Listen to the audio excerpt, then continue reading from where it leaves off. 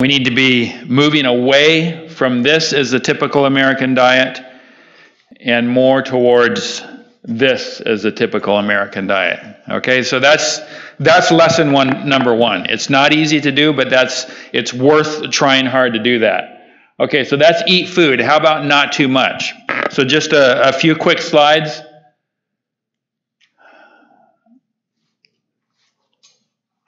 Look at how serving sizes have changed. This is over 50 years. These are fast food servings, so we shouldn't be eating any of this anyways. But for those people who do eat some of this, look how many more you're getting in French fries. The bigger your burger, the bigger your soda. This is what we've done. Now, another slightly more scientific thing is this is changes in nutrition in the U.S. over about 40 years. And I'd love to spend more time on the details here, but I don't have that time. But just look at this. 1970, 2,000 calories about per person per day. 2008, 2,000, almost 2,700 calories per person per day. Almost 700 calories more over the course of that 40 years. No wonder we're obese. No wonder that diabetes curve is going that way. And just real quickly, if you look at the differences between 1970 and 2008, most of the differences come in flour and cereal products, so it's processed carbs that are going up, and in added fats and oils, so it's processed oils that are going up. So it's added carbs and added oil, it's added fat and carbs. So people say, you know, it used to be fat was bad, we need to be low fat. Now people are saying fat's actually okay and carbs are bad, we need to be low carbs. It's both, people, it's both. Fats and carbs are, if they're processed, they're bad, okay? So that's what we need to be staying away from, is processed carbs and processed fats. Okay, so eat food, not too much. Mostly plants. So what does mostly plants mean? I'm in a group of people, the American College of Lifestyle Medicine tends to be very involved in what we call plant-based eating. What does plant-based eating mean? Well, just a couple statistics here. This is for the world animal protein production. Increases, again, this is over close to 50 years. Red meat here, sheep and goats and beef, staying about the same. But look at pork going up, and look at poultry and farmed fish. This is part of our problem. If you look, well, I'll talk about that in another slide. So let me show you another slide. This is cheese consumption. Look at 1900, 2005. That's crazy. That's crazy how much more cheese we're eating. And that's one of the biggest drivers. Cheese is one of the biggest drivers of some of our health issues. I'm going to talk more about cheese later. So mostly plants means literally that, mostly plants. It doesn't mean you have to be vegan. It doesn't mean you have to be vegetarian. It means mostly plants. So there's not a clear definition on what mostly plants are, but this would be sort of close to where I think we should be. So this is the Shamani Indians. They're a tribe in the Bolivian lowlands. So it's the Amazon jungle portion of Bolivia. And they have very little in the way of chronic disease. So they're not dying from heart disease. They just don't have it. And they live very naturally. So there's not processed food around where they are. Scientists have analyzed their diet. So what is this diet that gives us very little in the way of heart disease, no diabetes, none of these chronic diseases? This is what their diet consists of. 72% carbs, 14% fats, 14% proteins. And in my mind, the ideal diet is about 70-15-15. So this is very close to that. So this is the balance between carbs and fats and proteins.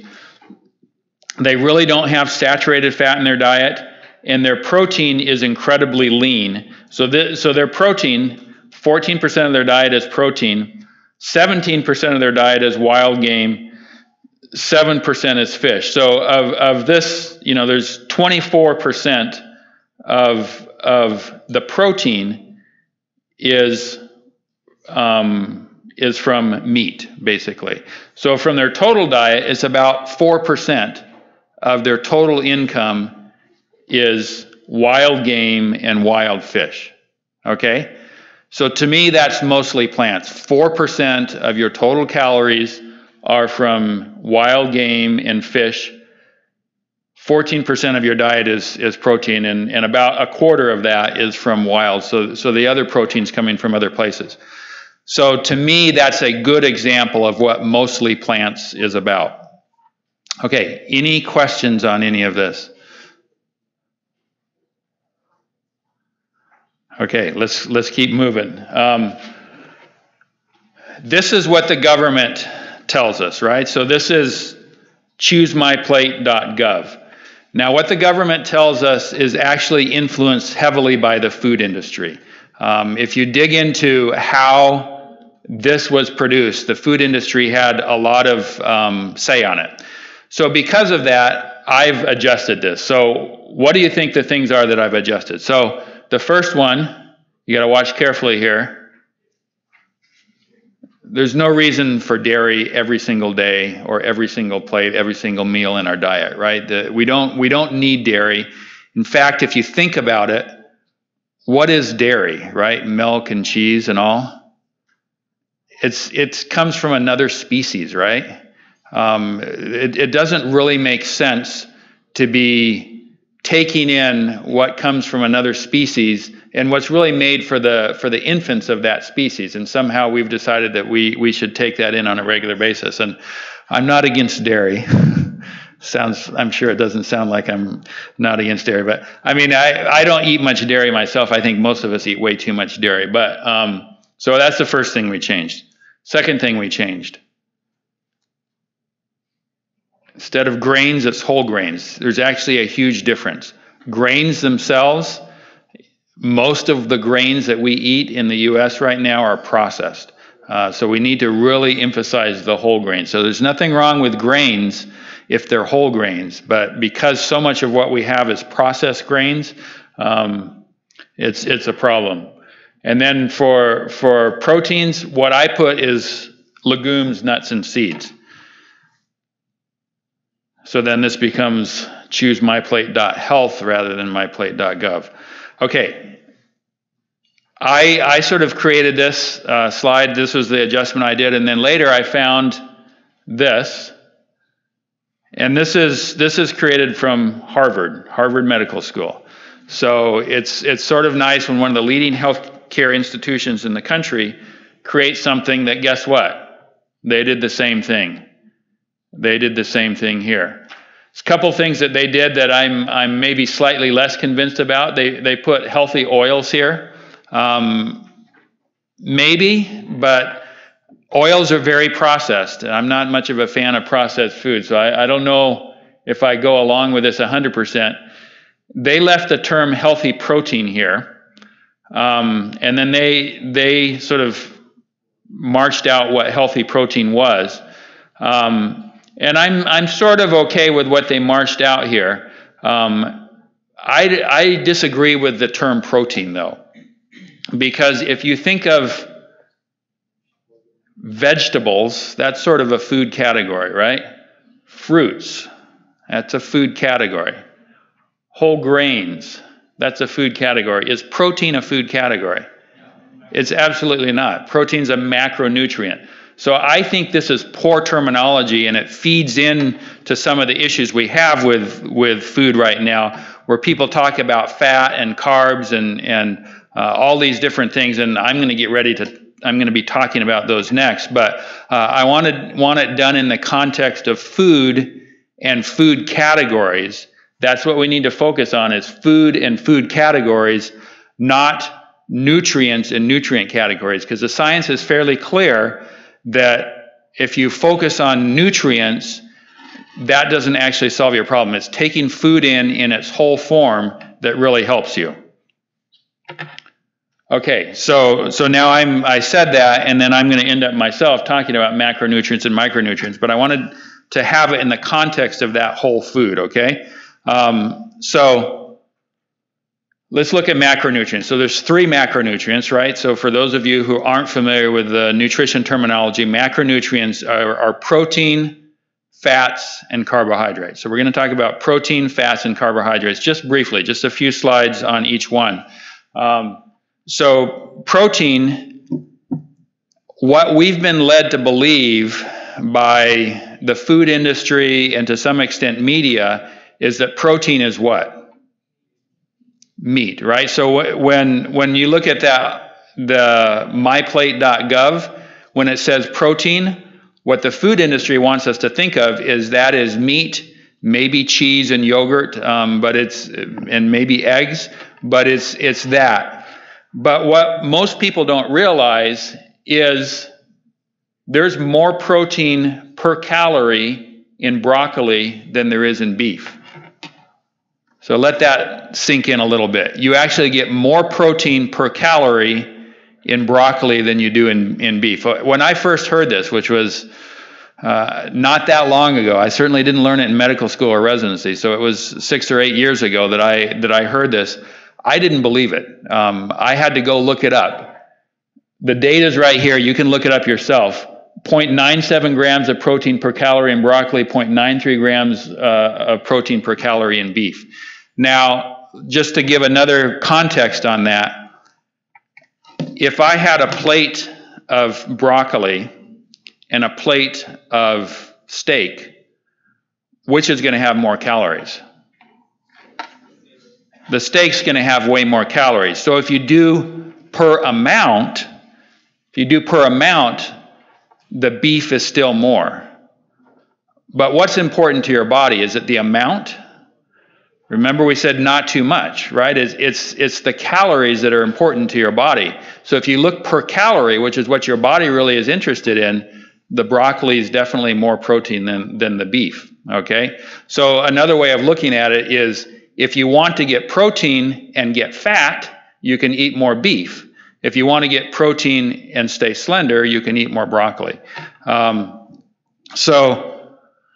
So that's an interesting thing. Now, another thing that's interesting that a lot of people know, and I know a lot of you are health care professionals, so you'll know this, but a lot of people do not know that legumes, any type of legume, so beans, lentils, here talking about soybeans, garbanzo beans, most of those beans are somewhat comparable to animal products as far as size. So here, a serving of soybeans has about the same amount of protein as half a breast of chicken, okay? So you can get protein very well from non-animal sources. And again, back to the Shawnee Indians, that doesn't mean you shouldn't ever get protein from animal sources. In my mind, some people might disagree with that. And I personally am pretty close to vegan, so I don't really eat meat myself. But if you like meat and you want to have a little bit of meat, I think it's okay to do that. But if you do it at the level of the Shawnee Indians, which is about 4% of your total calories are from meat. So otherwise, you're getting protein from plant-based sources. Okay, so one of the things I do in my practice is I write nutrition prescriptions. So if I'm trying to help someone to get more protein, this would be the kind of thing I'd write. Eat legumes. Here I put 3/4 of a cup once daily for 3 months. My general goal, this is a bit of an older slide, but my general goal right now in my practice is to have people have about 1.5 cups of beans every single day. 1.5 cups of beans every single day. As I look in the audience, a lot of you are Hispanic. That's actually part of the Hispanic culture, right? Beans on a regular basis. And if you go back sort of historically, that's mainly what you ate, and then a little chicken here and there. What's happened, unfortunately, as the cultures have evolved, is that now there's way more chicken and less beans, and we need to sort of get back to the way it used to be. Okay, so that's protein. How about fat? So as a general rule, we have way too much fat in the American diet.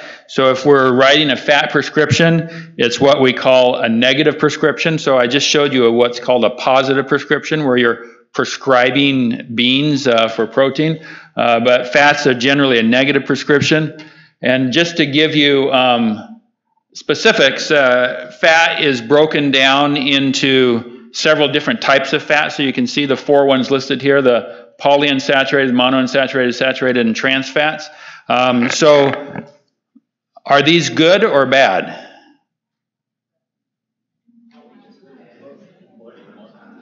So yeah, somebody said both, and that's right. So polyunsaturated fats are generally good. So we want those in our diet. Monounsaturated fats are generally good. Saturated fats are generally bad. But when you dig into saturated fats, there's a couple kinds of saturated fats that are somewhat neutral. One of the interesting topics right now is coconuts. Are coconuts good or bad? Well, some people are out there pushing coconut oil, and coconut oil is what? It's processed, right? There's not a coconut oil tree, right? You can't go out and find coconut oil. You have to process it dramatically. And how do we feel about processed food? We're trying to stay away from it. So why would I promote coconut oil when it's processed? So I don't think that's good. But you can make the case that coconut, so if you get the fresh coconut and probably a minimally processed coconut, like a coconut flake or a grated coconut that's close to the whole coconut, that may be okay for you if you want this kind of saturated fat. And I actually will occasionally prescribe coconut to my patients if I want their HDL cholesterol to come up, because that seems to help with HDL cholesterol, which is the good cholesterol. So there's some saturated fats that are neutral, but most saturated fats are definitely bad, specifically the palmitic acid. Palmitic acid is the type of saturated fat that's in a high percentage of oils and in animal and dairy products, is primarily palmitic acid. And trans fats are definitely bad too. And luckily the government has taken that on, so we're seeing less and less trans fats available. But we need to be seeing less and less saturated fats as a whole available. Okay, so this is, I said fats are usually a negative prescription. This is my most common negative prescription that I write in my whole practice. So either completely eliminate or decrease dramatically the cheese that you have in your diet. Do you know what the largest source of saturated fats is in the U.S.? It's cheese. So cheese is the biggest source of that palmitic acid, that unhealthy type of saturated fat. Do you know what the second biggest source of saturated fats is in the U.S.? It's actually pizza. This is put out by the USDA. The biggest is cheese, and the second is pizza. Well, where does the saturated fat in the pizza come from? Cheese. So cheese is really, the way the average American eats cheese is really not good for us. We really need to be changing that. So I not uncommonly prescribe something like this, where we're trying to get people to decrease cheese. Okay, so we talked about protein, we talked about fats. How about carbohydrates? So are carbohydrates good for us or bad for us?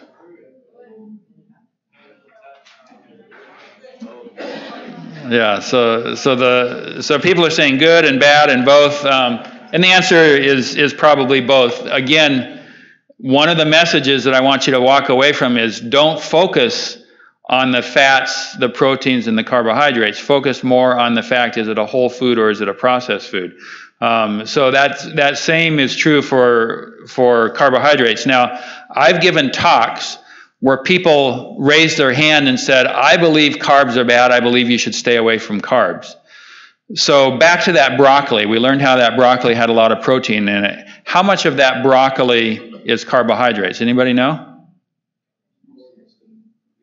It's usually between 70 and 80%. So all vegetables in that range, 70 to 80% of them are carbs. So you can't say that carbs are bad if you look at it from the scientific definition of carbohydrates. You can't say that carbs are bad because nobody says that vegetables are bad, but vegetables are almost all carbohydrates. So again, what you're focusing on, is it a whole food or is it a processed food? So looking a little bit more into the details, if you read a food label, here's carbs, and here this particular item, which to be honest, I don't even remember what it was, but it had 31 grams of carbs, 3 grams of fiber, 5 grams of sugar. So what's the other carbs in there? So the nutritionists among you will know that it's starch. So there's different terminologies, but as a general rule, it's starch. And starch, is starch good or bad? So are potatoes good or bad? So some people say good, some people say bad, some people say neutral. So let me ask you this, are potatoes processed or are they whole food? It depends. It depends, right? So you can certainly get a potato and eat it as a whole food, right? If you keep the skin on it, you just boil it a little bit, that's actually really good for you. But if you look at how the average American tends to eat potatoes, what do?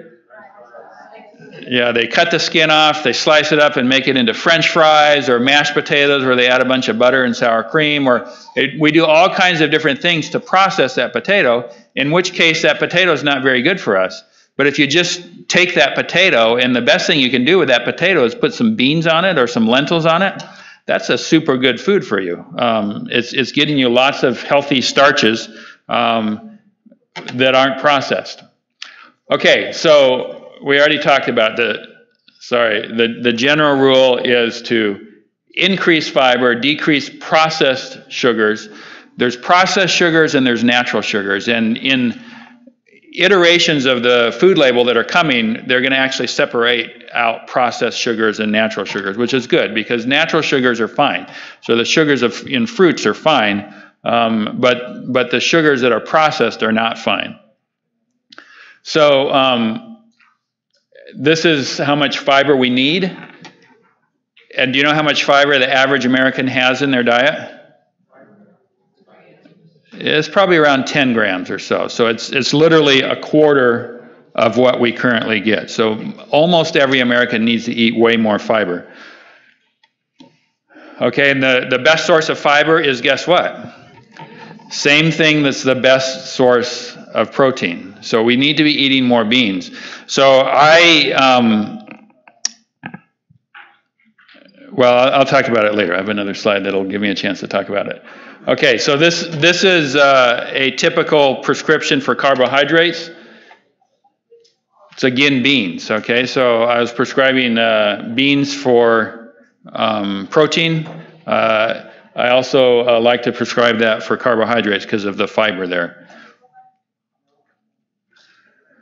Okay, I'm going to talk through the next slides very quickly. It's talking about micronutrients. And again, for those of you who don't spend a lot of time in nutrition, micronutrients are primarily vitamins and minerals. So when you say macronutrients, you're talking about protein, fat, and carbohydrates. When you say micronutrients, you're talking about vitamins and minerals. So vitamin C, vitamin E, vitamin B, vitamin D, potassium, sodium, zinc, all these different vitamins and minerals. Okay, so we're going to talk about these briefly. And I just want to say that the reason micronutrients are important is because, well, actually, on the next slide, the reason they're important is because they're high in antioxidants and they strengthen the immune system. So if you're fighting inflammation, which is one of the biggest causes of disease processes in our body, you want to be able to have a strong immune system, and you want to decrease inflammation. So that's where micronutrients come in. And micronutrients come primarily from fruits and vegetables. Now, I went back to this slide because the highlight here is as a healthcare provider and as a patient, if you're not a healthcare provider and you're just sort of, how do I keep myself healthy? What you focus on is not the micronutrient. So you're not, I don't prescribe my patients, oh, you need to eat more thiamine, or you need to eat more folic acid, or you need to eat more zinc. I don't do that to my patients because we don't know what that is, right? And then my patients will go out and they'll just buy a vitamin. And we know very clearly that eating vitamins is not the same as eating food. Eating food's way better. So again, what we prescribe is whole food. So these are some of the categories that we prescribe. So one is cruciferous vegetables. And I believe everyone should have at least a cup of cruciferous vegetables every single day.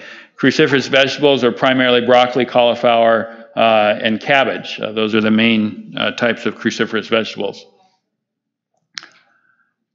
Dark green leafy vegetables. And I believe everyone should have in the neighborhood of 2 cups of dark green leafy vegetables every single day.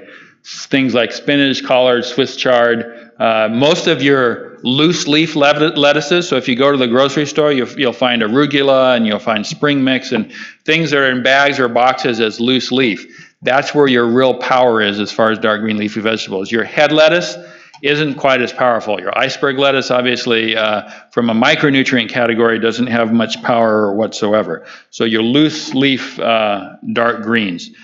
2 cups every day is what I really recommend.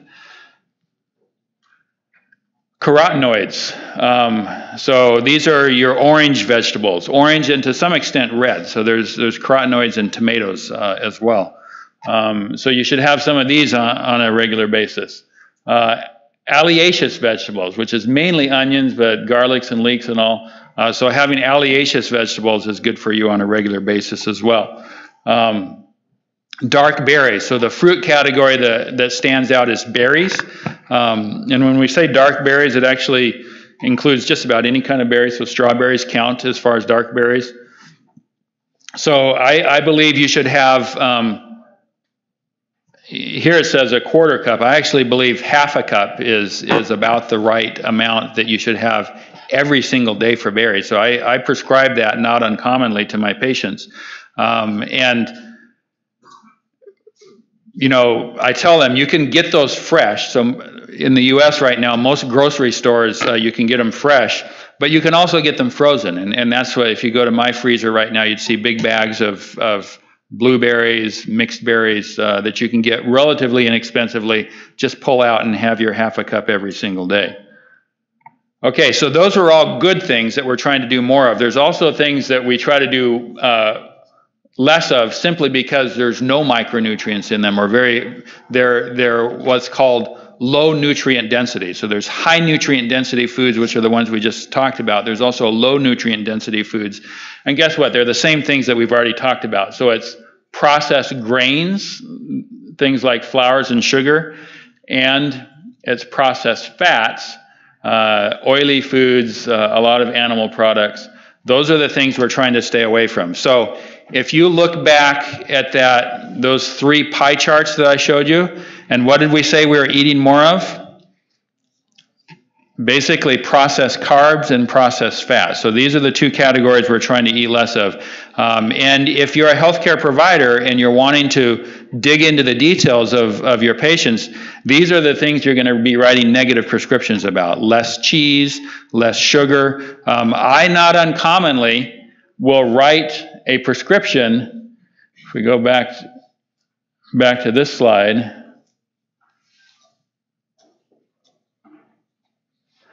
I will not uncommonly write a prescription for gluten-free. Not because I'm worried about someone's gluten allergies, but because I know that a high percentage of processed food has gluten in it. So if I give someone a gluten-free diet, I'm cutting out a lot of their processed foods, and that's generally helpful to the patient. Okay, so this would be an example of a prescription that I give for people who have inflammation. So I say have a cup of berries every single day, have a cup of cruciferous vegetables every single day, and do that for 12 weeks. Okay, this is my next to the last slide, and I just wanted to briefly talk about how you eat. So everything that we talked about up to now was what you eat, but if you think of eat food, not too much, mostly plants, that not too much isn't about the kind of food you eat, it's about how you eat food. So it's important, and I think within the lifestyle medicine world, we need to be spending more time talking about how you eat. And there's several things. There's how you cook food, but I don't have time to go into that. I originally had those in these slides, but I don't have time to go into that. But I want to talk a little bit about 3 other areas of how you eat. These come from a book that was recently published called The Longevity Diet by Walter Longo. Dr. Longo is a PhD researcher at the University of Southern California. He studies how people live a long life, and so he brings a variety of areas of science together to make recommendations to help people live longer. And so he summarized this in a book that was very recently published. And there's 3 components that he talks about as far as how you eat. So the first one is this: eat twice a day plus a snack. So Dr. Longo says you shouldn't have 5 meals a day or 6 meals a day. You shouldn't be snacking as you go through the day. He says you should actually only have 2 meals a day. And he says one of those meals should always be breakfast. You always have breakfast every single day. And then you have 1 other meal a day. So when I read this, I hadn't heard anybody put it together quite the way Dr. Longo did, but if you read the book, he's got good science behind it, and it felt right to me. So I've been trying to do that. So trying to mainly eat 2 meals a day, and for my life, it works best to have breakfast and dinner with my family. So my lunch has become closer to a snack. And so guess what that means? It means I'm eating beans for breakfast now.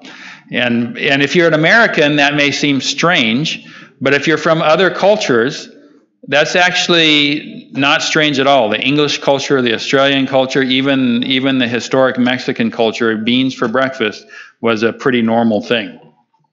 Okay, the second thing that he says is observe time-restricted eating. Some people call this intermittent fasting, but a much better term is this, which is you get all your food in over a period of time. So Dr. Longo says 12 hours is good enough. And if you think of how you eat food, most of us, it's not that hard to get all our food in within 12 hours, right? And then those late night snacks, they're not good for us. They tend to just be extra calories, so we just stay away from them. So that's the second thing as far as how you eat that he recommends. But look at this. This is the third thing he recommends. Practice periodic prolonged fasting. And to him, prolonged fasting is 5 days. And he said everybody should do 5-day fasts at least twice a year. Everybody should do 5-day fasts at least twice a year. Now, he says if you have a chronic disease, so if you're struggling with obesity or diabetes or something like that, you should do this more. You should do it he says as much as once a month, you should do a 5-day fast. Now, some of you are out there, and there's a lot of different definitions of fasting. So some of you are out there saying, there's no way I could stay away from food for 5 days. Luckily, he's not saying you have to stay away from food for 5 days. So he's defining a fast a little differently here. He's saying for his 5-day fast that he's recommending, it's 800 calories. About half of those calories come from eating healthy fats, primarily nuts, and about half of those come from eating complex carbohydrates, which is primarily vegetables. So if you look at 400 calories of vegetables, how much vegetables is that? How many cups of vegetables is 400 calories? It's quite a few. It's several cups. So it's going to be 6 or 8 cups of vegetables that you can eat. 400 calories of nuts. How much is that? It's less than a cup, but close to a cup. So that's quite a few nuts. So you actually get to eat quite a few nuts and quite a few vegetables while you're doing this. So you're not starving, but you're still cutting yourself down from our typical of 2,000 calories to about 800 calories, and you're doing that for 5 days. And what that does, number one, is it helps emphasize that not too much component, but it also gives your body a chance to sort of reset and clean itself out. Your body gets behind sometimes on the waste products, and cleaning those out, and a fast will help do that. Okay, so I'm going to finish, and I'm close to my time, but I'd like to take any questions just for a little bit while the next speaker's coming up. Any Go ahead. What advice do you have for people who want to buy either organic versus non-organic produce? So a very good question. What advice as far as organic or non-organic? And the other question that comes along with that is GMO or non-GMO and those kinds of things. So my general advice on that is first focus on the whole food. So battle number one is getting rid of the processed food and going towards whole food. If it's non-organic whole food, that's still way better for you than the processed food. So that's goal number one. And then goal number two is if you can move towards organic within that whole food category, then that's great. If you can move towards non-GMO, that's great. I mean, the best way for us to eat food is food that we grow in our garden. We go back outside and pick it and bring it in. That's the best food that we can do. But I can tell you, the battle in the U.S. right now is not that. The battle in the U.S. right now is just getting rid of the processed food. So I don't spend a lot of time, to be honest, researching it or studying up on it, nor do I spend a lot of time giving advice on it, because the problem is processed food. And food companies are incredibly brilliant as far as how they market. So they'll market organic and non-GMO food to you, and you think, oh, I'm doing great because I'm eating organic, but it's still all processed. And that you actually haven't gotten a win there at all. So my message is around staying away from processed food more than I try to message anything else. Okay, another question. Yes, I'm pretty health conscious. I work out a lot. I'm a single guy, and I've had a problem with not getting enough nutrients in my diet, getting strained muscles, cramps, things like that. I didn't want to have that happen, so I got a meal plan from a fitness trainer, which is a lot of dairy, protein, cottage cheese, yogurt, and so I'm listening to you going, and I turned away from that like way back when I was like 19, and now I got that back in my diet, but I'm seeing that maybe more fruit and vegetables, beans for breakfast would be better. Is that what I'm hearing? Yeah, so the fitness industry has become very enamored with protein. And what they've done is, and it feels like this happens with anybody who becomes enamored with something, is they start trying to fine tune it and make it better. And so what they've done around protein is they're bringing in, as you said, these whey products and all these. To me, the issue is that they're processed, right? So most things that the fitness industry is trying to sell is something that doesn't look anything like how it was grown. And that's what I'm trying to push is eat food the way it's grown. We showed the statistics that yes, you can get plenty of protein by eating beans and by eating lots of vegetables. There's plenty of, if you just research out vegan bodybuilders. Vegan bodybuilders do great. Research out vegan athletes.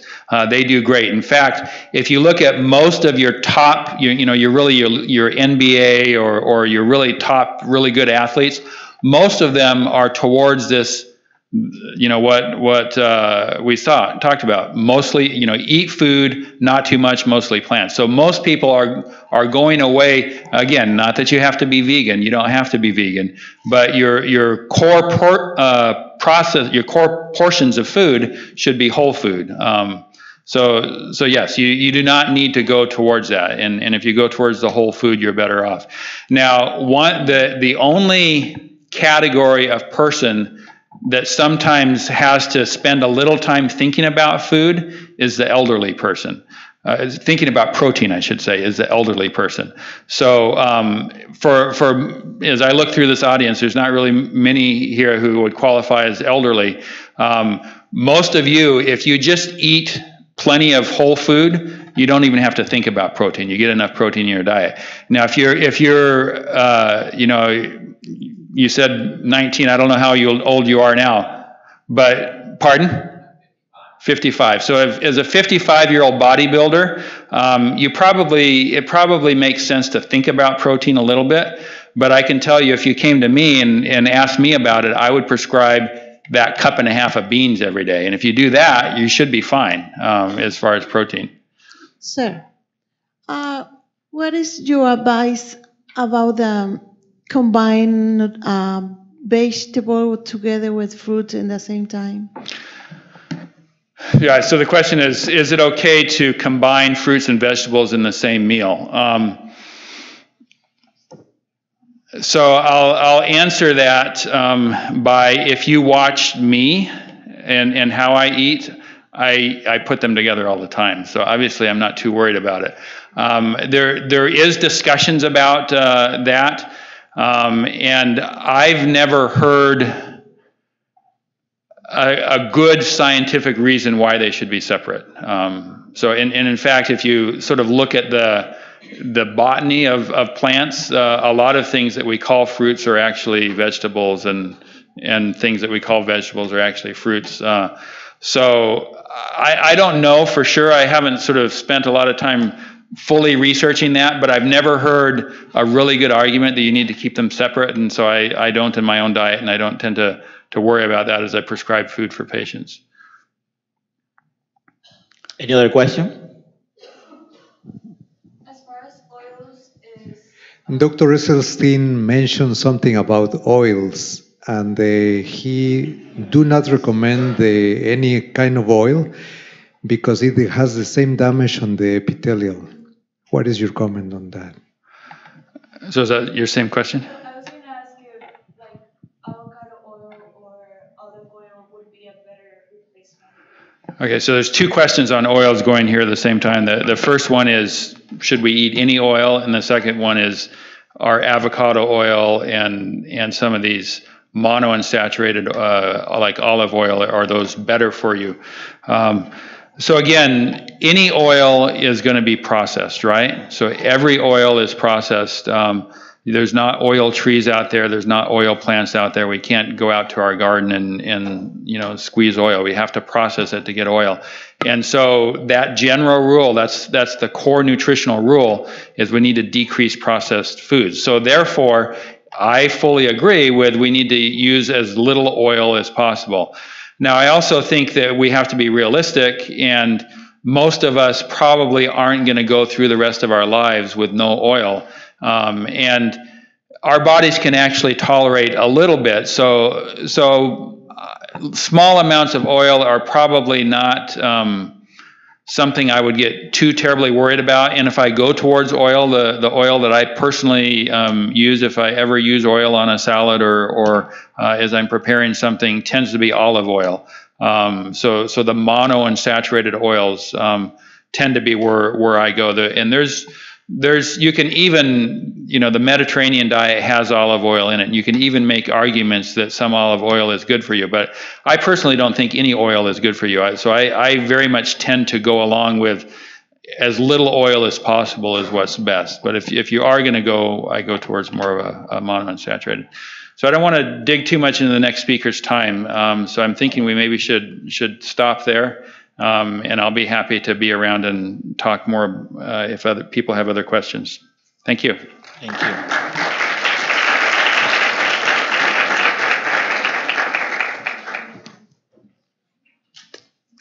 Thank you, Dr. Deisinger, for sharing with us all this needed information.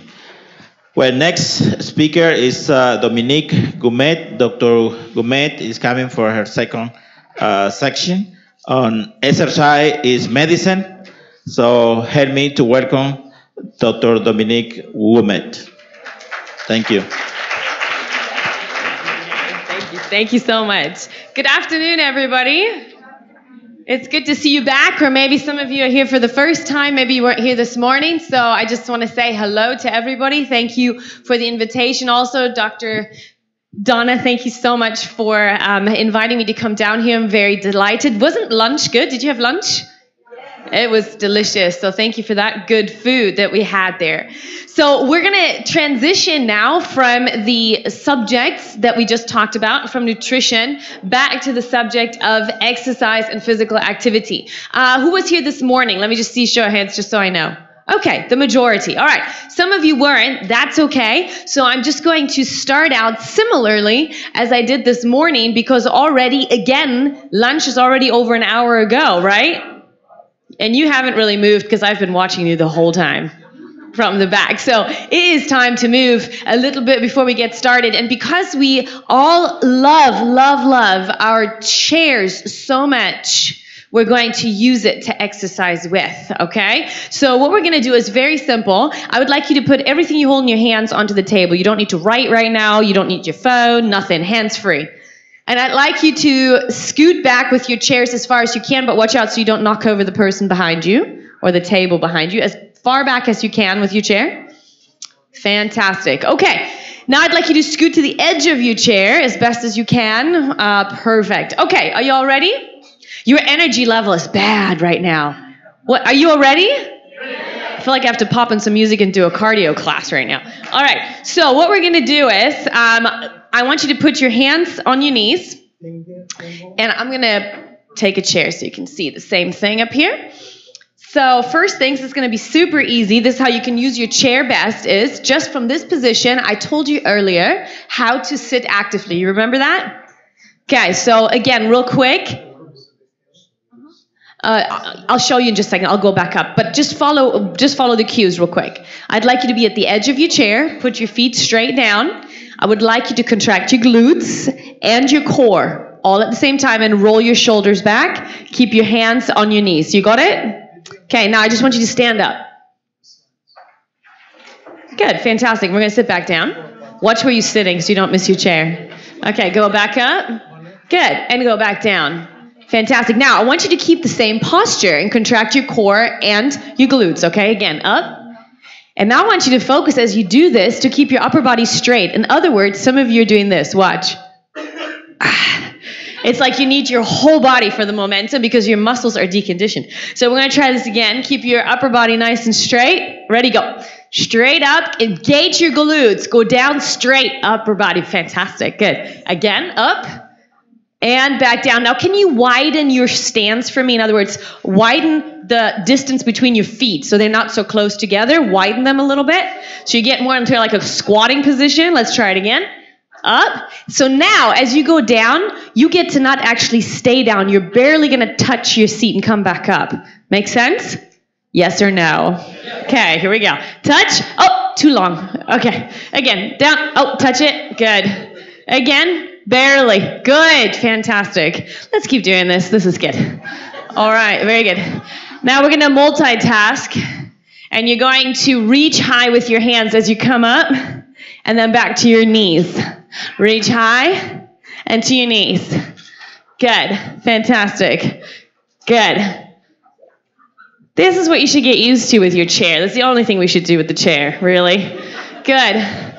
I'm trying to get you for the good form right here. Do you feel anything in your legs yet? Good. Fantastic. I want you to reach like as high as you can. Okay? High. Reach high. Good. Reach high. Excellent. And you can stay down now for a second. Fantastic. So what we're going to do together is, I don't know if you've ever been to a sports event. I'm going to stand up. You can sit for just a second. I don't know if you've been to a sports event, but at a sports event, we do something called the wave sometimes. We're going to try to do the wave in this room together. Because it's teamwork, you actually have to pay attention. So we're going to start over here, and how you do the wave is exactly how we just did, right? So you start, you go up, and you come back down, okay? You understand? Some of you have no idea what I'm saying, but it's okay. We're going to start over here. Are you waving with us? All right, good. So we're going to start here, and this time we're not going to do the whole side. We're going to go like through the rows as fast as we can, like this. Does that make sense? Okay, we're going to try this. We're going to start right here. Ready? Go. Quick, quick, quick. It's coming back this way. Right there. Go, go, go, go. That's good. Fantastic. And behind, ladies. Come on. Everybody wake up quick, quick. Good. Good. We're getting it. We're getting it. Fantastic. Oh, yes. Now we're on a roll. We're going. Good. Good. And we're going to start back up front right here, Dr. Dysinger. Ready? Go. Now we're getting it. Good. Good. Come on. Pay attention. You missed it. Good. Good. Keep going. At a sports event, we normally make noise. You guys are super quiet. Woo! There you go. Okay, one more time with noise. Here we go. And woo! There you go. The noise just died off. Good. Keep going. Fantastic. Oh, I like that. Good. Fantastic.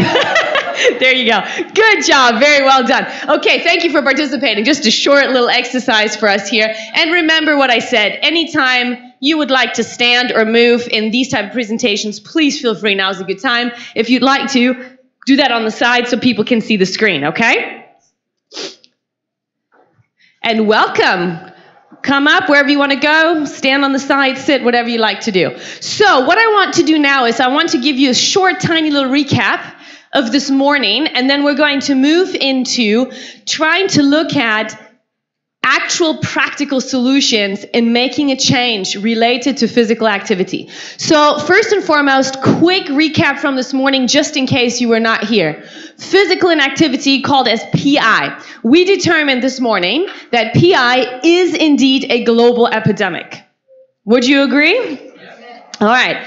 PI can result in hypokinetic disease, which we learned this morning, that's the disease that various chronic diseases that result from not moving enough and sufficiently. PI is the new smoking. Who remembers this one slide that you all took a picture of this morning? What did it say?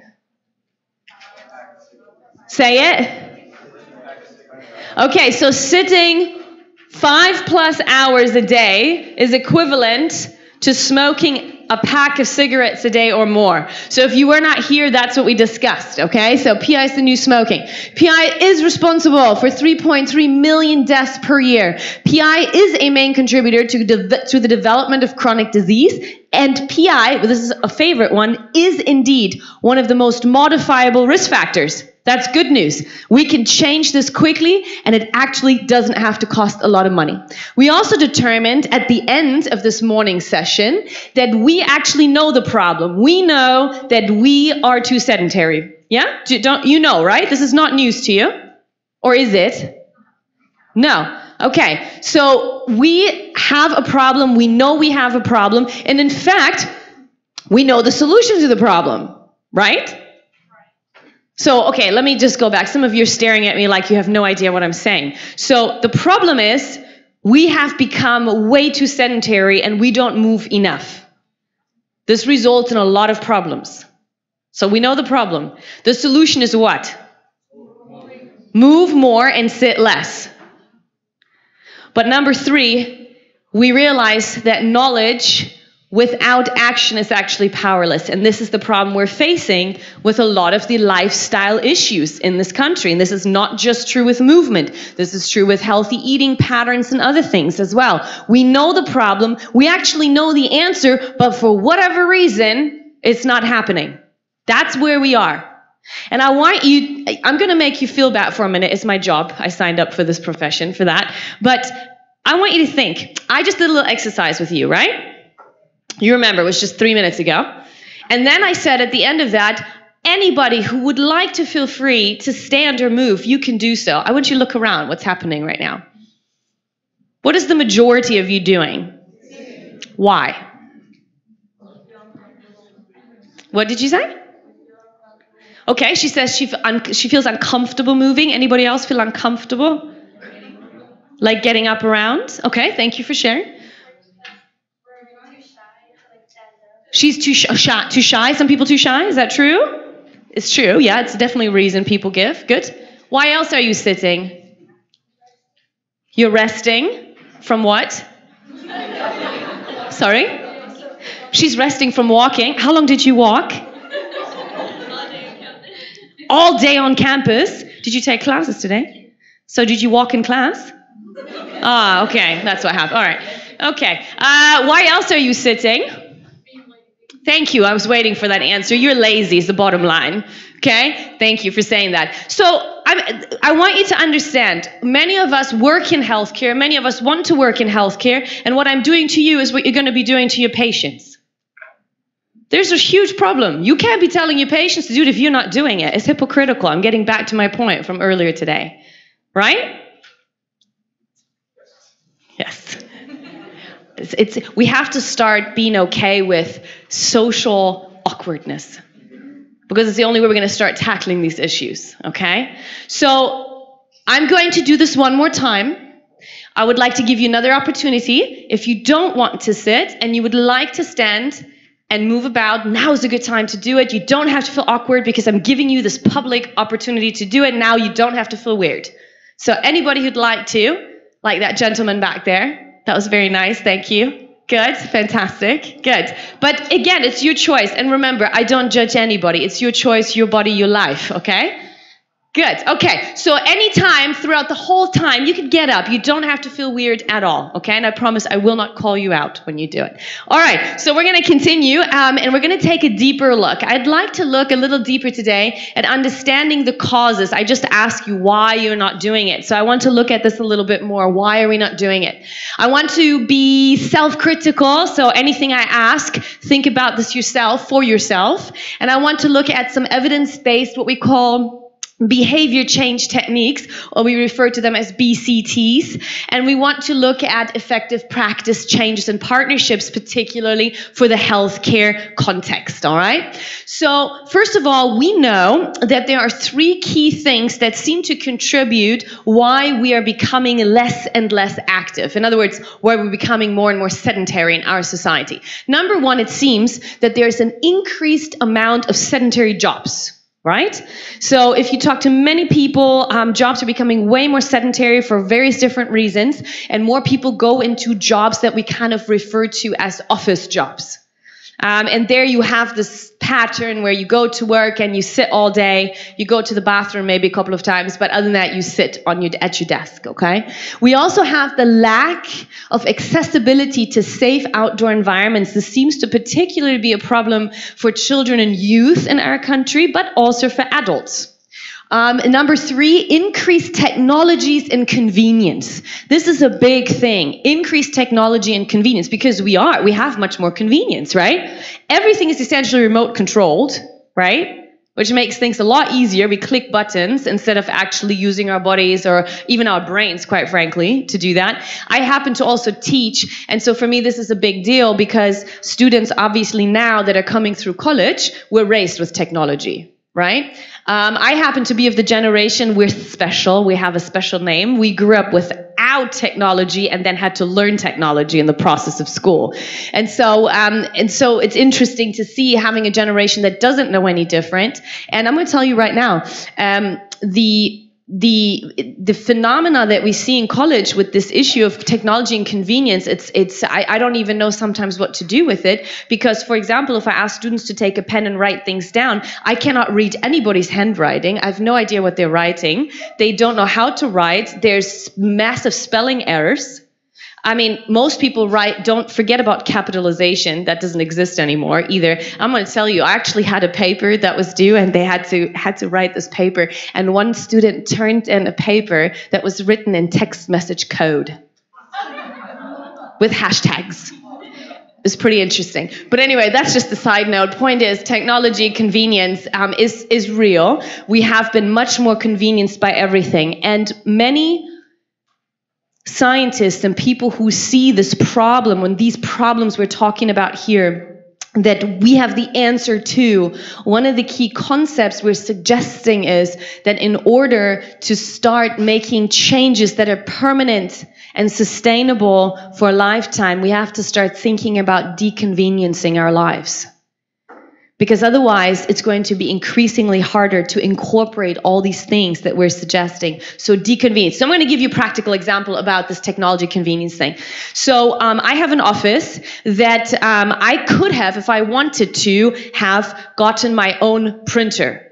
But I didn't, because the office down the hall had a big printer and we were able to save some money not buying a second printer. But now every time we print something, we have to walk down the hall to go get the paper.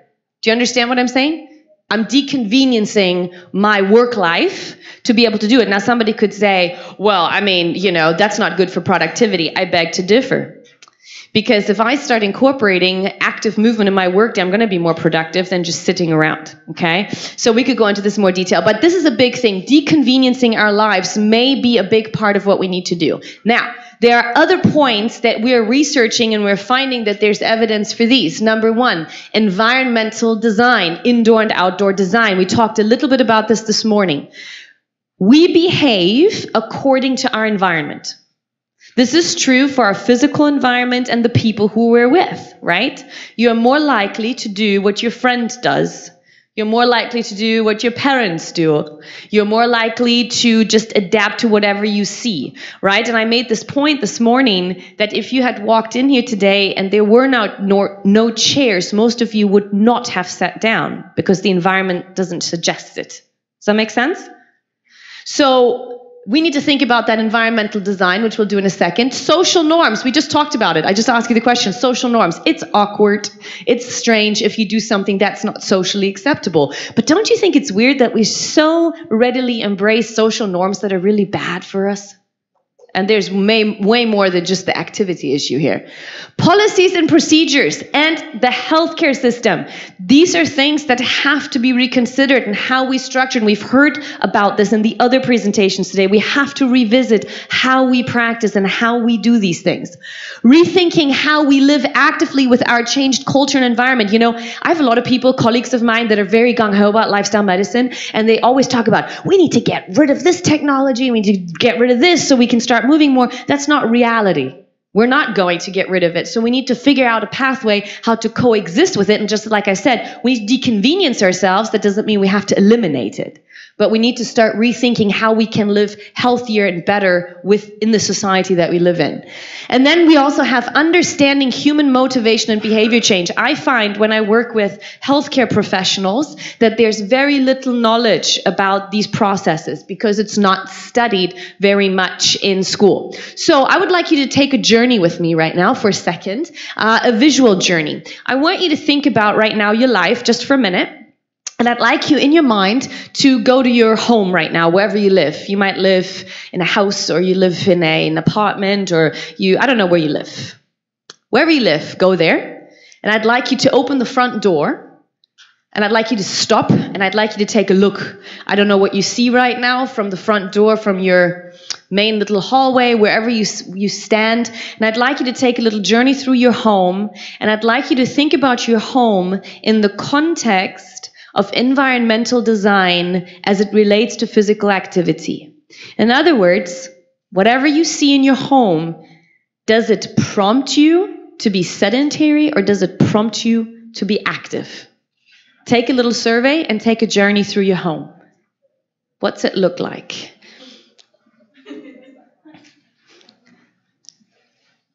Have you done anything intentionally to build a home that suggests healthy lifestyles? Earlier, Dr. Santana was talking about, the bottom line is if there's cookies in your cupboard, you're going to eat them, right? Right? So talking about deconveniencing, right? Don't buy them, don't eat them. Deconvenience, right? So think about your home right now, about activity. Is there anything in your home that prompts activity or does it prompt being sedentary? Sedentary, someone mumbling, sedentary, okay, all right. I'm going to assume that most of you live in a very traditional home. In other words, and this is also interesting because most of us don't even think outside the box. When it's time to get into a new home, we pick magazines and they tell us what to do. In a living room, we buy a furniture set, right, with couches and sofas. We have a coffee table and end tables because that's what magazines sell. And then we have some type of a entertainment center, probably of sorts, whether it's music, TV, or whatever. And then in your bedroom, you probably have a bed because we sleep in a bed, most of us anyway. And then you've got what else? TVs? Dining table maybe with chairs somewhere? Okay, kitchen table with chairs maybe? Okay, maybe some decoration, maybe lots of clutter. I don't know what you have in your home, right? So got some art on the wall maybe, perhaps. Okay, is there anything else in your home that actually prompts activity? Kids! She bought herself some kids for her home. Okay, good, no, that's good. Kids may help you to be active, right? Exactly. And what do kids have in the home? Toys and books. That's good. So her kids have books and toys. But you know what's interesting? I don't know what happens in the process of growing up, but for some reason somebody decided that when you start adulting, you don't need toys anymore and we need to stop playing. I don't know who decided that and how that happened and the whole history of that, but that's kind of what it is, right? I mean, mostly kids have toys in the house. We don't, right? So now I want you to take another journey go back to your home, and you have had a chance right now to fully redesign your home, that what you see prompts you to live a healthy lifestyle and be physically active, what would your home look like? What would you change? What could you change? What would you do to your home? Okay, she has an indoor bicycle. Good.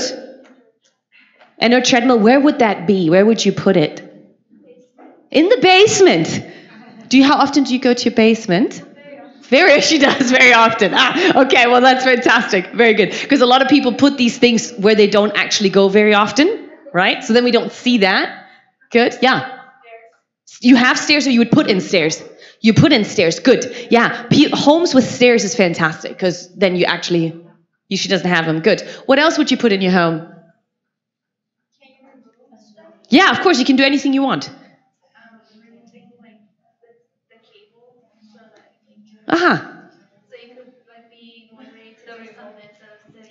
Yep, good. She would remove cable so that you don't watch that, I suppose. Instead of being on the couch, seeing TV, if there's no cable, you could go outside at the garden, wash your car. Good. You're talking about deconveniencing yourself, basically. Fantastic. Very good. Well, for the sake of time, we could go on for this, and I want you to go on for this, but on your own time later. Make a little note and take a journey through your home, and I would like you to start rearranging your house, please. Okay? Start thinking about how you can change it. If you came to visit me, I have a small 2-bedroom apartment, and when you walk in, I have a fairly large living room, and I've decided to litter it with toys, adult toys, like resistance balls and resistance bands and I have a tennis ball and little squishy balls, and I've got things like all over the place. I've got a stationary bike as well, but it's visible. It's right down the hall. And so all this stuff is up. I have music. I don't have a television at all. I don't have cable either. And so what's very interesting is when my friends come over, people come over, I do have to say this. I do have a little leather love seat because it was my parents'. It's a sentimental item, and I keep it in my living room. And so, but the whole living room is just open. There's no coffee tables or anything. And so what happens when people come over, it never fails. I've tried it with people I don't know well and people I know well. They come in, they look around, and they find it strange they can't go sit down anywhere. And then some people ask, some people don't, but then it happens very quickly. I often turn on some music, and the second music gets turned on, sooner or later everybody starts grabbing toys and starts playing. So then we just play. So that's something for social time to think about. And then it's funny because it sparks creativity, it sparks much better, lively conversations instead of sitting in a circle around a coffee table. Okay, so just some ideas for you to think about how you can rearrange your home. And by the way, the Google company has done a fantastic job re-envisioning how workplaces could be.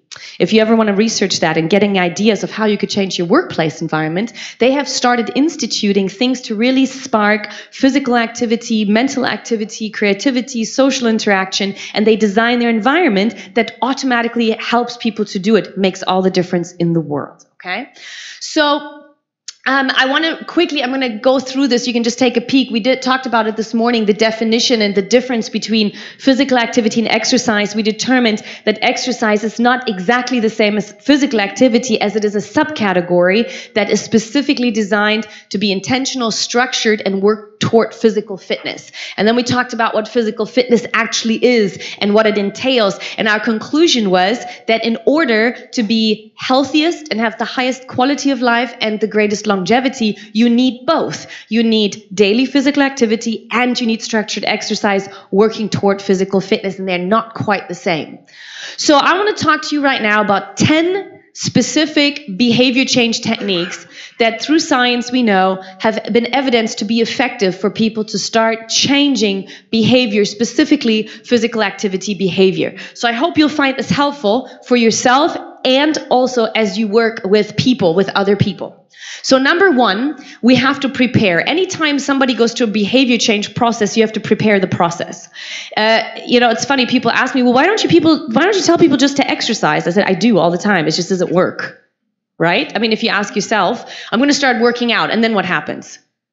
Then it doesn't happen, right? I don't know, this comes up, that comes up, this excuse, that excuse, I don't know, whatever the thing is. And so we need to prepare. We have to prepare our mind. In order to get your body healthy, you have to prepare your mind because they work together, and we have to prepare our mind. And there's multiple ways to do that, and I don't have time to go into detail, so just grabbing a snapshot here. We need to prepare equipment. You need to think about if you actually need something. You may not. Like I said earlier, you only need your body. It's free. Okay? But if you do, because if you like something that requires equipment, you have to prepare yourself and get it. Okay? You need to create social support. In order to become physically active, it is vital to have social support. So you have to have people that are like-minded, people that are willing to support you, give you accountability, people that are with you in the process. That's very important. You are more likely to succeed long-term if you have somebody that's on the same page. And let me tell you this, some of you, many of you are still students, and I tell students this all the time, if you have friends who love living an unhealthy lifestyle, dump them and find new friends. Okay? Because they might be lovely people, but the people we're with also makes us do the things they do. And if they're not ready to do what you need to do, you need to create social circles that do that. And once you're stable in what you're doing, then go back and get them on board. Okay? But in the meantime, please, we tell kids this all the time. Don't hang out with people who do drugs and drink. Don't hang out with people who sit all day long on a pizza. It's the same concept, okay? All right, you need a good social support system. And earlier we heard support groups, vital in the process of change. You need help and support. You need to be honest and realistic with yourself, right? I have this all the time. People that are completely sedentary, they say, can you help me with an exercise plan? So I sit down and I say to them, okay, well, what's your goals? What do you want to do? And I hear this all the time. I want to run a marathon. It's like a thing in our country. I want to run a marathon. I said, okay, but when do you want to do that by? Maybe 2 or 3 months? I said, yeah, not going to happen. So we need to be realistic about what we want to achieve. We need to be honest with ourselves, what we can achieve, because then we can actually make realistic progress. When we set goals that are unrealistic, what happens? You experience this failure process, and most people just quit in the process, okay? So it's really good to be very realistic. I had a chat earlier with somebody, and they told me they want to start exercising, and they told me they're going to do about 4 or 5 days a week, 20 to 30 minutes. And I said, have you been doing anything? No. I said, it's too much. You're doing nothing right now. 5 days a week, 20 minutes, you're not going to do it. You'll be upset with yourself because you'll do it for a couple of days and then something comes up and then this comes up and then you're mad with yourself. You didn't do, and then you're just going to say, well, then I'm just going to quit altogether. So you have to be realistic and honest. What can I do? My motto is something is better than nothing, because any movement is better than none. So start somewhere and build up in that process. The same with food. Adapting to new, healthier food behaviors, a little something is better than nothing. So go in steps that you can and are manageable. You also need to think about and evaluate and assess your life honestly the way it is right now. You have to look at and say, what am I doing well? What am I not doing well? And what do I need to change? And I believe in honesty. And so I want to tell you, just so you know, even though this is what I do for a profession and my colleagues do too, all of us also struggle with making good choices every day, because we're in the same boat as you are. When I wake up in the morning, I don't automatically do all these things. I have to decide. I have to make a decision. I have to be intentional about it. I have to design mine. I am in the same boat as you are. And sometimes I fail, right? I am an openly confessed chocoholic. I'm in love with chocolate. I was born in Germany, and it's part of what we do over there. We just eat a lot of chocolate. Nutella happens to be my choice of addiction. So I try. Nutella and I have a very complicated relationship, and so we recently I broke up with it again, and so. We go through cycles. But anyway, my point is this. We have to evaluate, we have to assess, we have to prepare ourselves. Anytime you go through behavior change, you need to prepare yourself so that you actually are more likely to be successful as you go through it.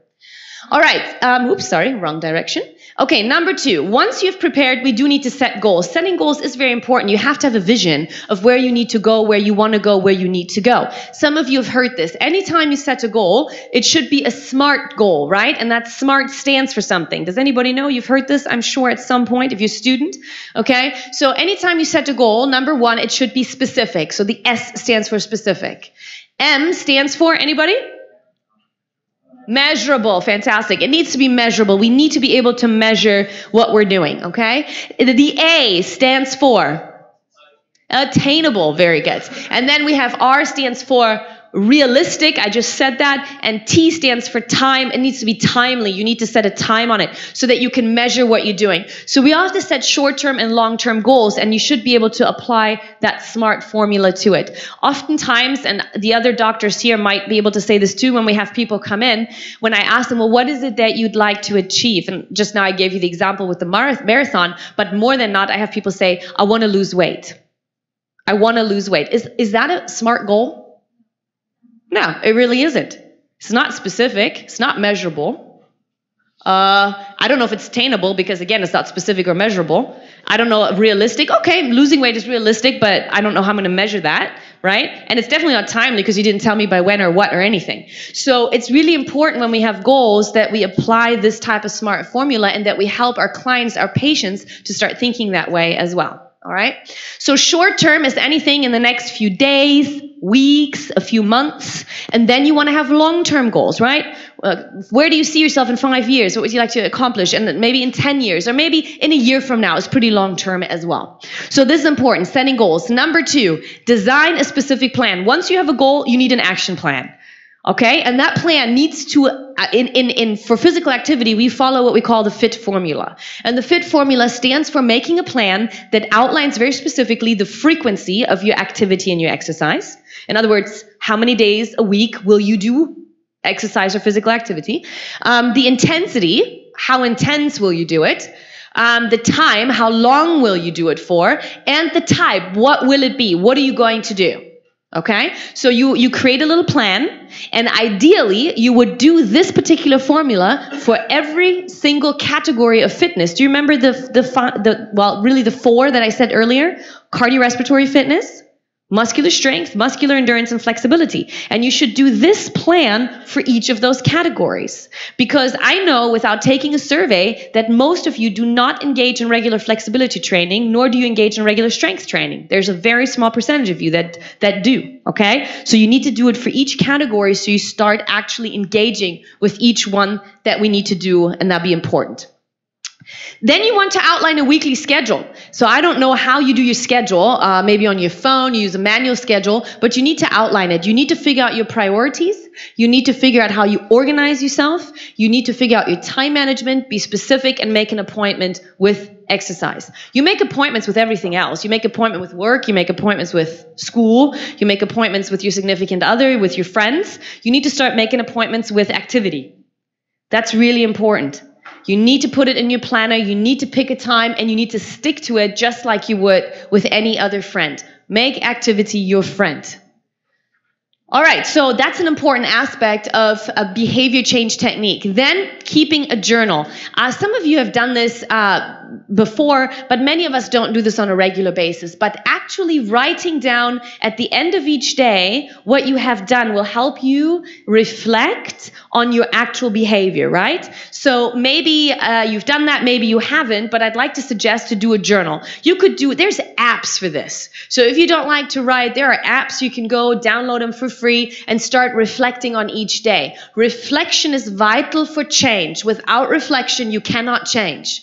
You must be able to say, you know, today I plan to do my exercise for 30 minutes, but today I only did 10 minutes because this came up, I did this, and here's what happened, and here's how I'm going to need to change that next time, and this was my barrier, and what am I going to do? And you need to write this down, because writing it down and getting it out of your mind onto paper so you can see it, we know has a much greater impact. We know in weight management that people who journal through their weight management process are 50% more successful than people who don't journal. Okay? So it's an important aspect of journaling, being in touch with what you're actually doing and reflecting on it. Again, daily would be great, manual, electronic, whatever happens, but be consistent and then visualize what you're writing down. What I do with my journal is usually I tend to, when I sit down to journal, I usually read what I wrote the day before, because sometimes I already forgot and I want to reflect and visualize on what I thought yesterday and what I could do better today. Okay? So that's another technique that is very, very helpful. Enjoy and be adventurous. We know when it comes to physical activity that you will only stick to it if you enjoy it. So science tells us you will not stick with activity if you don't enjoy it. So you need to find activity you enjoy, otherwise there'll be a problem, right? So you need to find out, what do I enjoy? Maybe you need to explore something. Maybe you need to explore a different activity you haven't tried. And I'm going to debunk a big myth today. I'm hoping you hear me, okay? In order to be physically active and fit, you do not need to run. You do not need to run. There is a serious myth that people think the only way you're going to get fit is if you run. It is not true. There are lots of different types of movements you can do that will get you fit in all areas of fitness. So if you don't want to run, don't run. This is what happens, again, when I have my initial consultations with people. It's amazing how repetitive these actually get and how we think. You know, they'll come in and I say, okay, well, what type of activities do you think you want to do? Everybody says, first of all, I'll run. Okay, and then my next question is, do you like running? And more than not, will they say no? And I said, why are you going to run then? Well, because I thought that's what I have to do to get fit. No, you don't. There's other things you can do. So find things you enjoy, try something new, and I like to tell people, find your inner child. You need to start enjoying what it is you're doing. You're more likely to stick with it. And maybe learn a new skill. That's not a bad thing either. Maybe you've said, I've always wanted to try, you know, XYZ, then try it. Maybe you'll like it, and it'll help you with your activity level, okay? There's a big movement in the United States right now, which I don't know if you've heard about it, but the fastest growing sport in this country. Anybody know? Pickleball. Huh? What? Yeah. Pickleball. Google it later. Pickleball. It's becoming a huge thing. It's like this mixture of... It has like wooden paddles, this mixture of like tennis and badminton. It's like this mixture of a racket sport, right? And it's becoming a big deal because it's less strenuous than tennis. And any age group can do it. It is enjoyable, it's social, it's cheap, and it's helping people to become active on a social level. So check it out sometime, but find something you enjoy. That's key. All right, a couple more here. Support, we talked about this earlier. Get your family on board, your friends. Find an activity buddy, get connected with the group. We know also, unfortunately, when a person wants to go through lifestyle change, particularly with physical activity, if their spouse or their family is not on board, it's going to get really tough. Because that's who they're influenced by most. So if you're in that situation, you're going to have to work really hard to stick with your plans, okay? Start slowly. That's another big, big mistake people make on a practical level. Whatever you do with activity or exercise, start slowly. Gradually challenge yourself. Something is better than nothing. We call this progressive overload, and emphasis on the word progressive, okay? A little more every time you do it so that you don't get frustrated and that your body can slowly adapt to the new challenges. Evaluation, this is critical. So once you get going, you need to evaluate yourself. What am I doing? Am I sticking to my plan? Do I need to modify my plan? Do I need new goals? Have I found something new?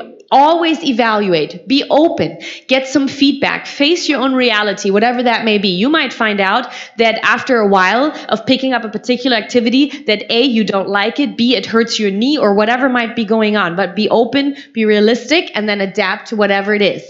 Change is possible. So when you go through evaluation, don't get discouraged. It's a lifestyle. We use this word lifestyle. What is this implying?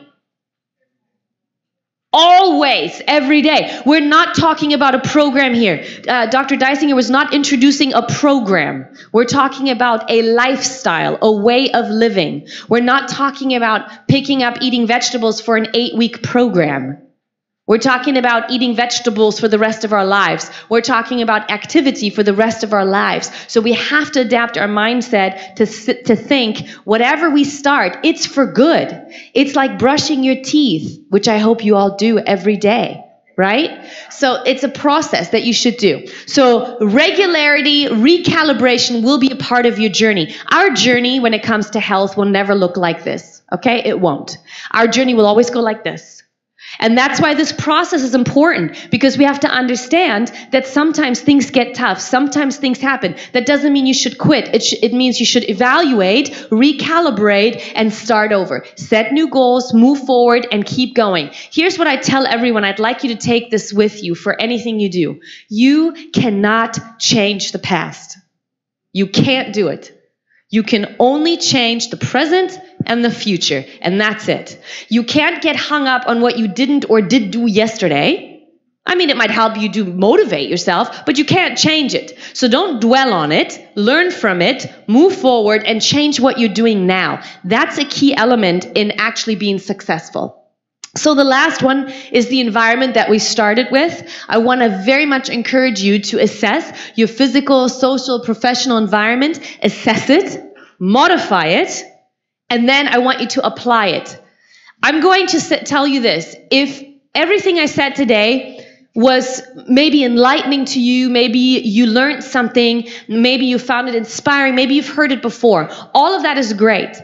But if you walk out of here today from this summit, and you go tell your friends and your colleagues, you know, I attended the summit and I learned this and I learned that and all that stuff. That's great. Do all that. But if you don't change anything, you're wasting your time. You must change. All of what we're talking about doesn't do anything if you know it in your head. You actually have to do it. That's the only way it'll change. And that's the only way, by the way, that you're going to change your patients, your clients, your community. And that's the only way we're going to change our healthcare system. If we're all going to start doing it. If we're just talking about it, nothing will actually happen. So I leave you just with a couple of things, then I promise I'll be done. Remember, our bodies are made to move. Everything inside us moves. The more we move, the better we function in everywhere, your mind, your body, and your spirit.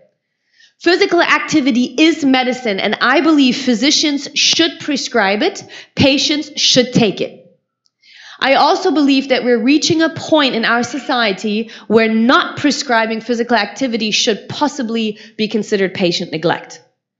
If we start changing our mindset of how we work within medicine, we can see change. I want to just share with you the Exercise Medicine Initiative. Some of you know about it, some of you don't. But it's sponsored by the American College of Sports Medicine. It's an initiative that was started by a group of physicians who feel like we all do that are here today, that we believe lifestyle is essential to integrate into healthcare.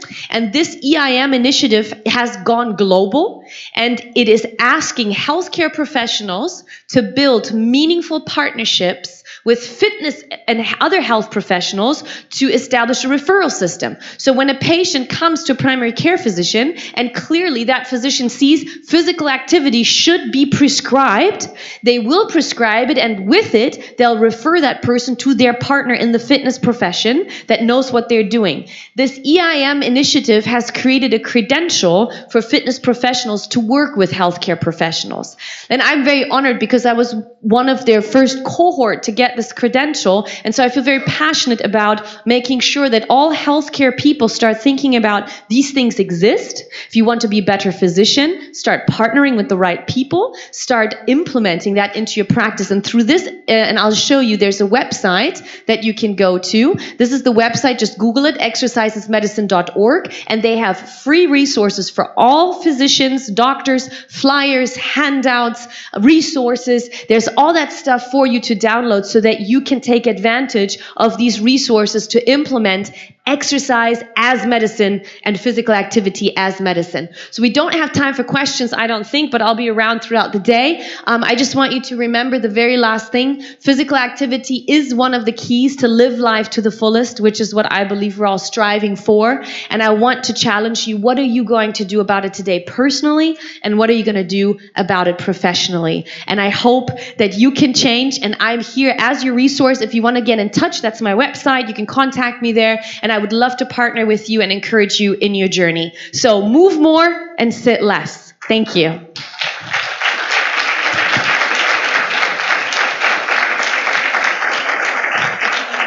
Thank you, Dr. Gumel, for coming to McAllen and give us these excellent, dynamic, and motivated presentations. We move to the next speaker. The next speaker is Dr. Janani Krishna Washmi.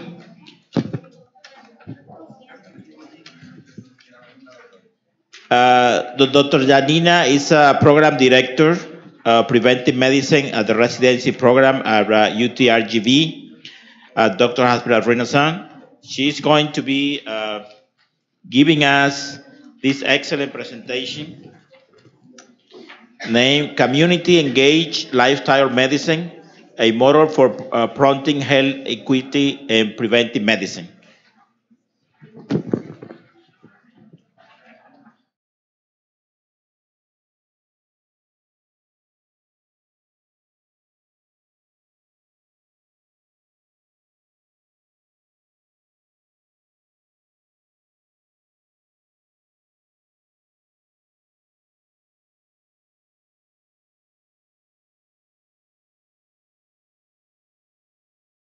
Power.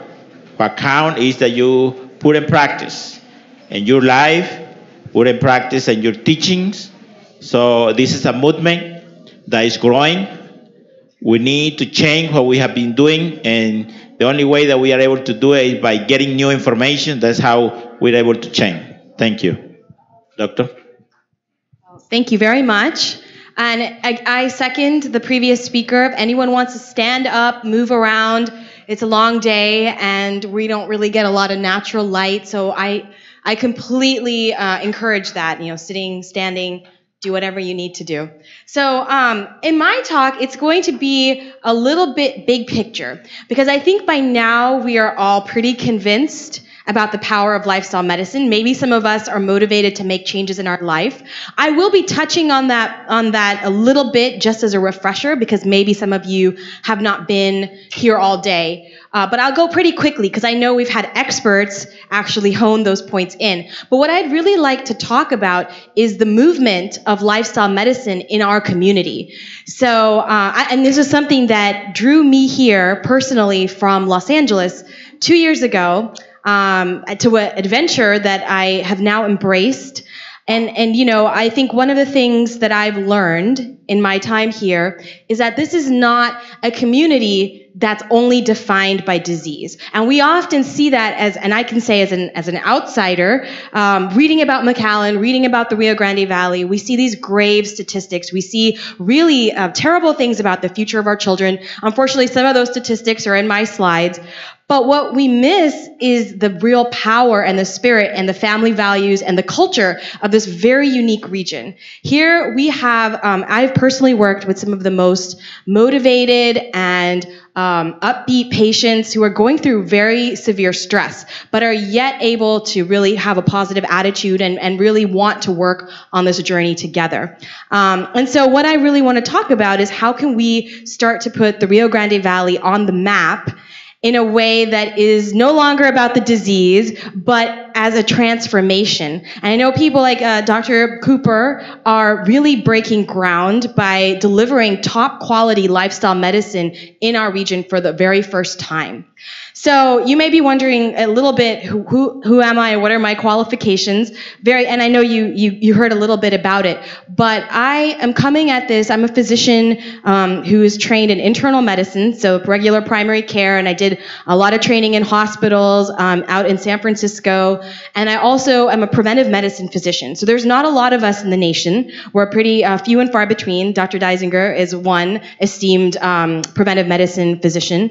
And I also happen to be certified in lifestyle medicine. And so for me, lifestyle medicine is very exciting because it connects the dots together. One of my, great sources of burnout in training as an internist, which is a very common problem, not just in the Valley, but in the nation, was this idea that I didn't know if I was really doing anything to help my patients.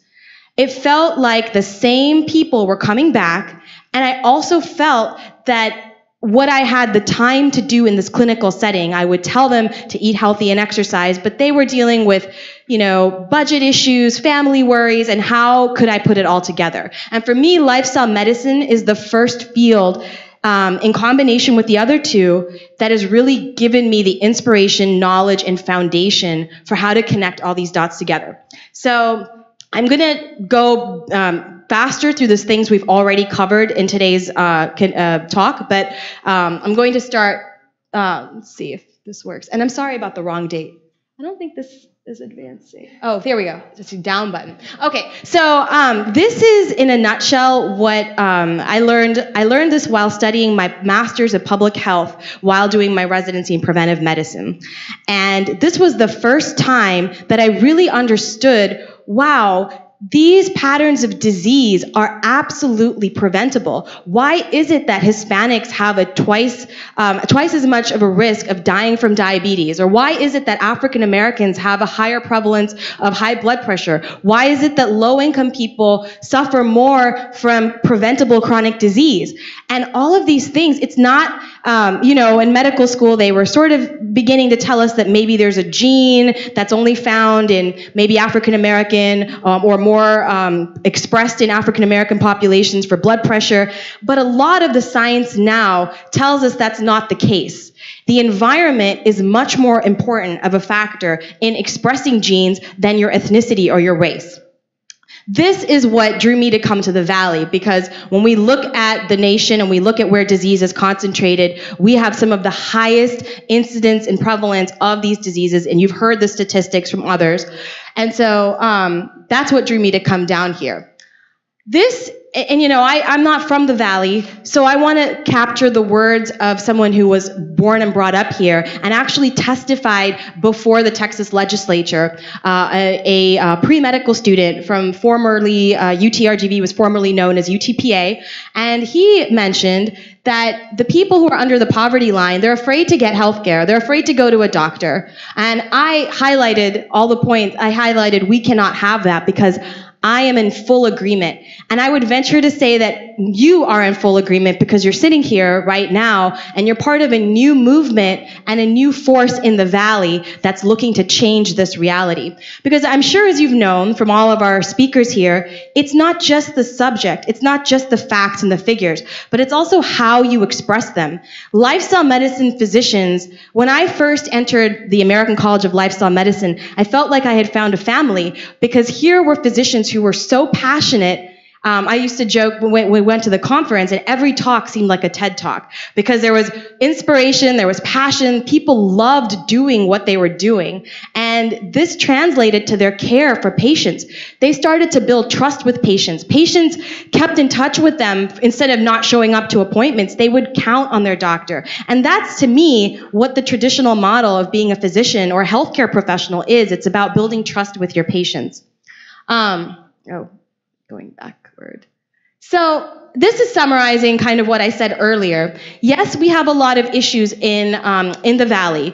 We have low healthcare literacy, which a lot of studies have shown is a more important predictor of your health status than your insurance or your income status. And what is health literacy? Health literacy means being able to understand what the what tests your doctor is ordering, why you're taking certain medications, some of the facts about one's disease or one's health. And I think part of this conference has really built our own health literacy. Even as a professional, my health literacy continues to be increased by listening to people and experts in the field of lifestyle medicine. Because now patients can explain to me, what is an A1C? Why is it important? And what can diet and exercise and other techniques do to lower the health literacy? We also have a strong, unfortunately, in the United States, we have cultural biases. And this is something that has been shown in different studies, that whether or not doctors or health professionals mean to have a bias, they do. In fact, it is African Americans are much more likely to be diagnosed later in their stages of breast cancer compared to other races. And this is something that could be prevented if we were recommending screening or able to convey the message of screening in a more culturally competent way. And the same thing you'll see with different conditions and different systems. Especially in a place where many of our patients are Spanish speaking. Some systems are not set up to deal with those language barriers. In fact, even in the field of lifestyle medicine, one of the things that I really want to work on is translating some of these messages to be more culturally sensitive and competent. I know we had our former speaker mention that we need to be culturally sensitive. If a community has certain values, we can't come across and communicate in a way that seems confrontational or superior. We need to be respectful. We need to work with the community. And even the content, the foods that we prescribe. If we talk about very expensive sort of, foods that aren't really found here and aren't part of the community's taste, well then it's just going to kind of go over people's heads. So how can we take these messages of lifestyle medicine and translate them in a culturally competent way? But to this point, these things, I believe, because I'm an optimist, and I believe that all of these things outweigh these negative characteristics. Because we all know, and I personally in my own family and even from among my friends, we know those stories of people that grew up in poverty but overcame those barriers. We know of people that, one of this medical students, grew up near a colonia, and she, just a month ago, spoke to her community and the Rio Grande Valley's first student-run clinic in Peñitas. And she was there speaking in Spanish, saying, I grew up down the street, but now I'm here to serve you. And it was a very powerful moment. So we know that we can overcome this. What we need is empathy and compassion, and we need to bring lifestyle medicine to the people that need it most. So, moving along. So I want to give you a little bit of some positive news, and I like to use this as a case study because we know how bad our chronic disease patterns are now, but what we often don't talk about is that we have achieved success before. We've achieved it with smoking, and we've achieved it with actually heart disease. If you look at the graph, you'll see that from 1950s, 60s, and 70s, heart disease was rising and was quite high. And then over the next 3 or 4 decades, we saw a dramatic decline. So we were able to actually reduce mortality from heart disease quite significantly, and it was heralded as one of the top public health achievements of the 20th century. So how did we achieve this before, right?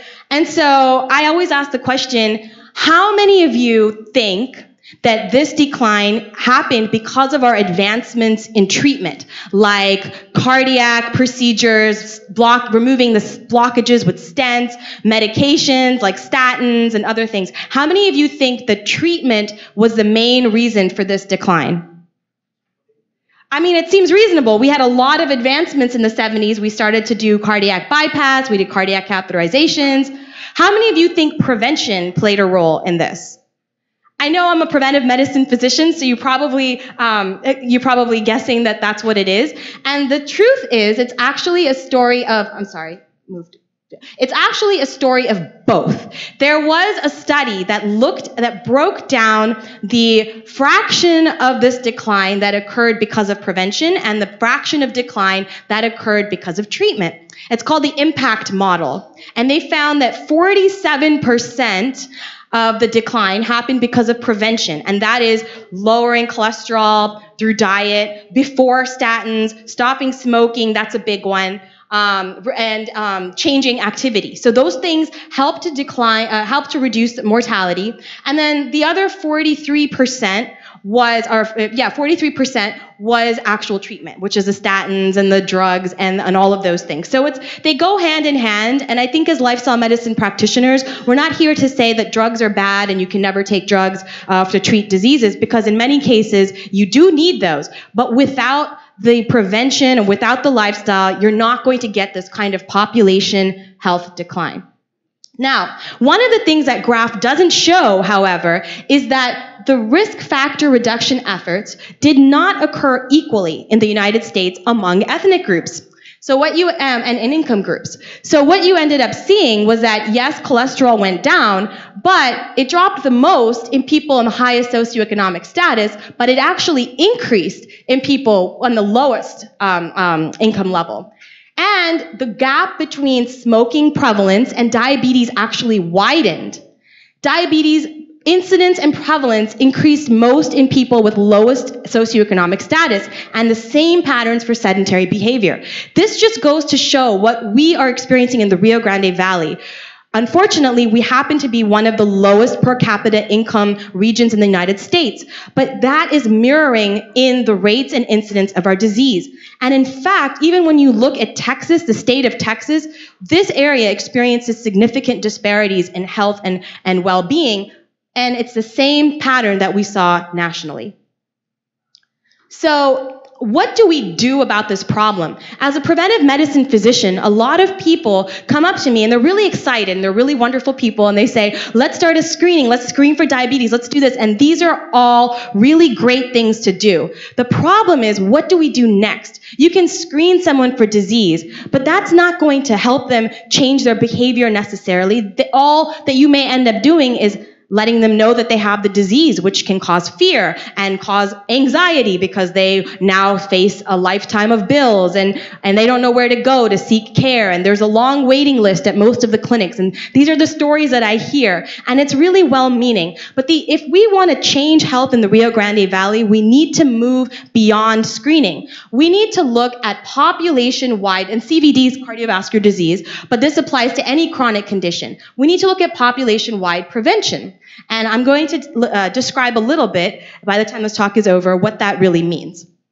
So we know these figures, and again, this is part of what we've probably seen earlier today, but I include this slide because we see that it's not just the United States, it's a global problem. And many of the residents here are from Mexico, and we're seeing dramatic increases. And I think when we look at, and there's another graph that I think will help us understand why this is the case. And I'll leave that in suspense for when we get to that. So this is another thing, and I learned this at the most recent lifestyle medicine conference, and it really chilled me. I have a child, and maybe some of us do, or we work with children, and when we see that and these factors in the Rio Grande Valley, 1 in 2 children and they have a lifetime risk of getting diabetes before they turn 20. That's really scary. And when you think about 70% of 12-year-olds having signs of heart disease, whether it be cholesterol or whether it be fatty liver, that's also very scary. Does anyone know, this is kind of like a pop quiz because you may have heard this statistic already. What percentage of people in the Rio Grande Valley are obese? Any numbers? Okay, so you guys were paying attention. So it's about 50%. 50% is 45% to be exact, so I shouldn't exaggerate, but it's 45%, but it's rapidly increasing and it's concentrated in our lower income population. What about diabetes? What percentage of our population has diabetes? You guys are knowledgeable. This is good. Many people kind of don't get that right, but it's about 20 to 28%. And part of the problem is our numbers aren't that good because we haven't had people come to actually get those numbers. But now with the university and some of our public health efforts, we're really starting to see that number going as high as, Operation Lone Star, a major health effort that comes here. Almost 90% of those people were diagnosed with diabetes. They had diabetes, and that's like a very, that's a very high number for a group of non-diabetic patients or a group of just regular patients. So what is preventive medicine? This is the official definition. We're all about the promotion, protection, and maintenance of health. So lifestyle medicine is right up our alley. We work on not just treating disease, but also improving quality of life. And again, lifestyle medicine is completely aligned with that. You already know what lifestyle medicine is, but and I will say, I am the program director of our residency program. So I work with residents, students, medical students, health professionals, and these are the domains that we really work on training. Because as I had mentioned to others earlier, one of the key ways we can transform health in the Valley is through education of health professionals and students. Students are the future. They're the ones who are going to have those innovative ideas and set up those practices and really put this into practice with patients. So I really focus my efforts on teaching students and health professionals these topics.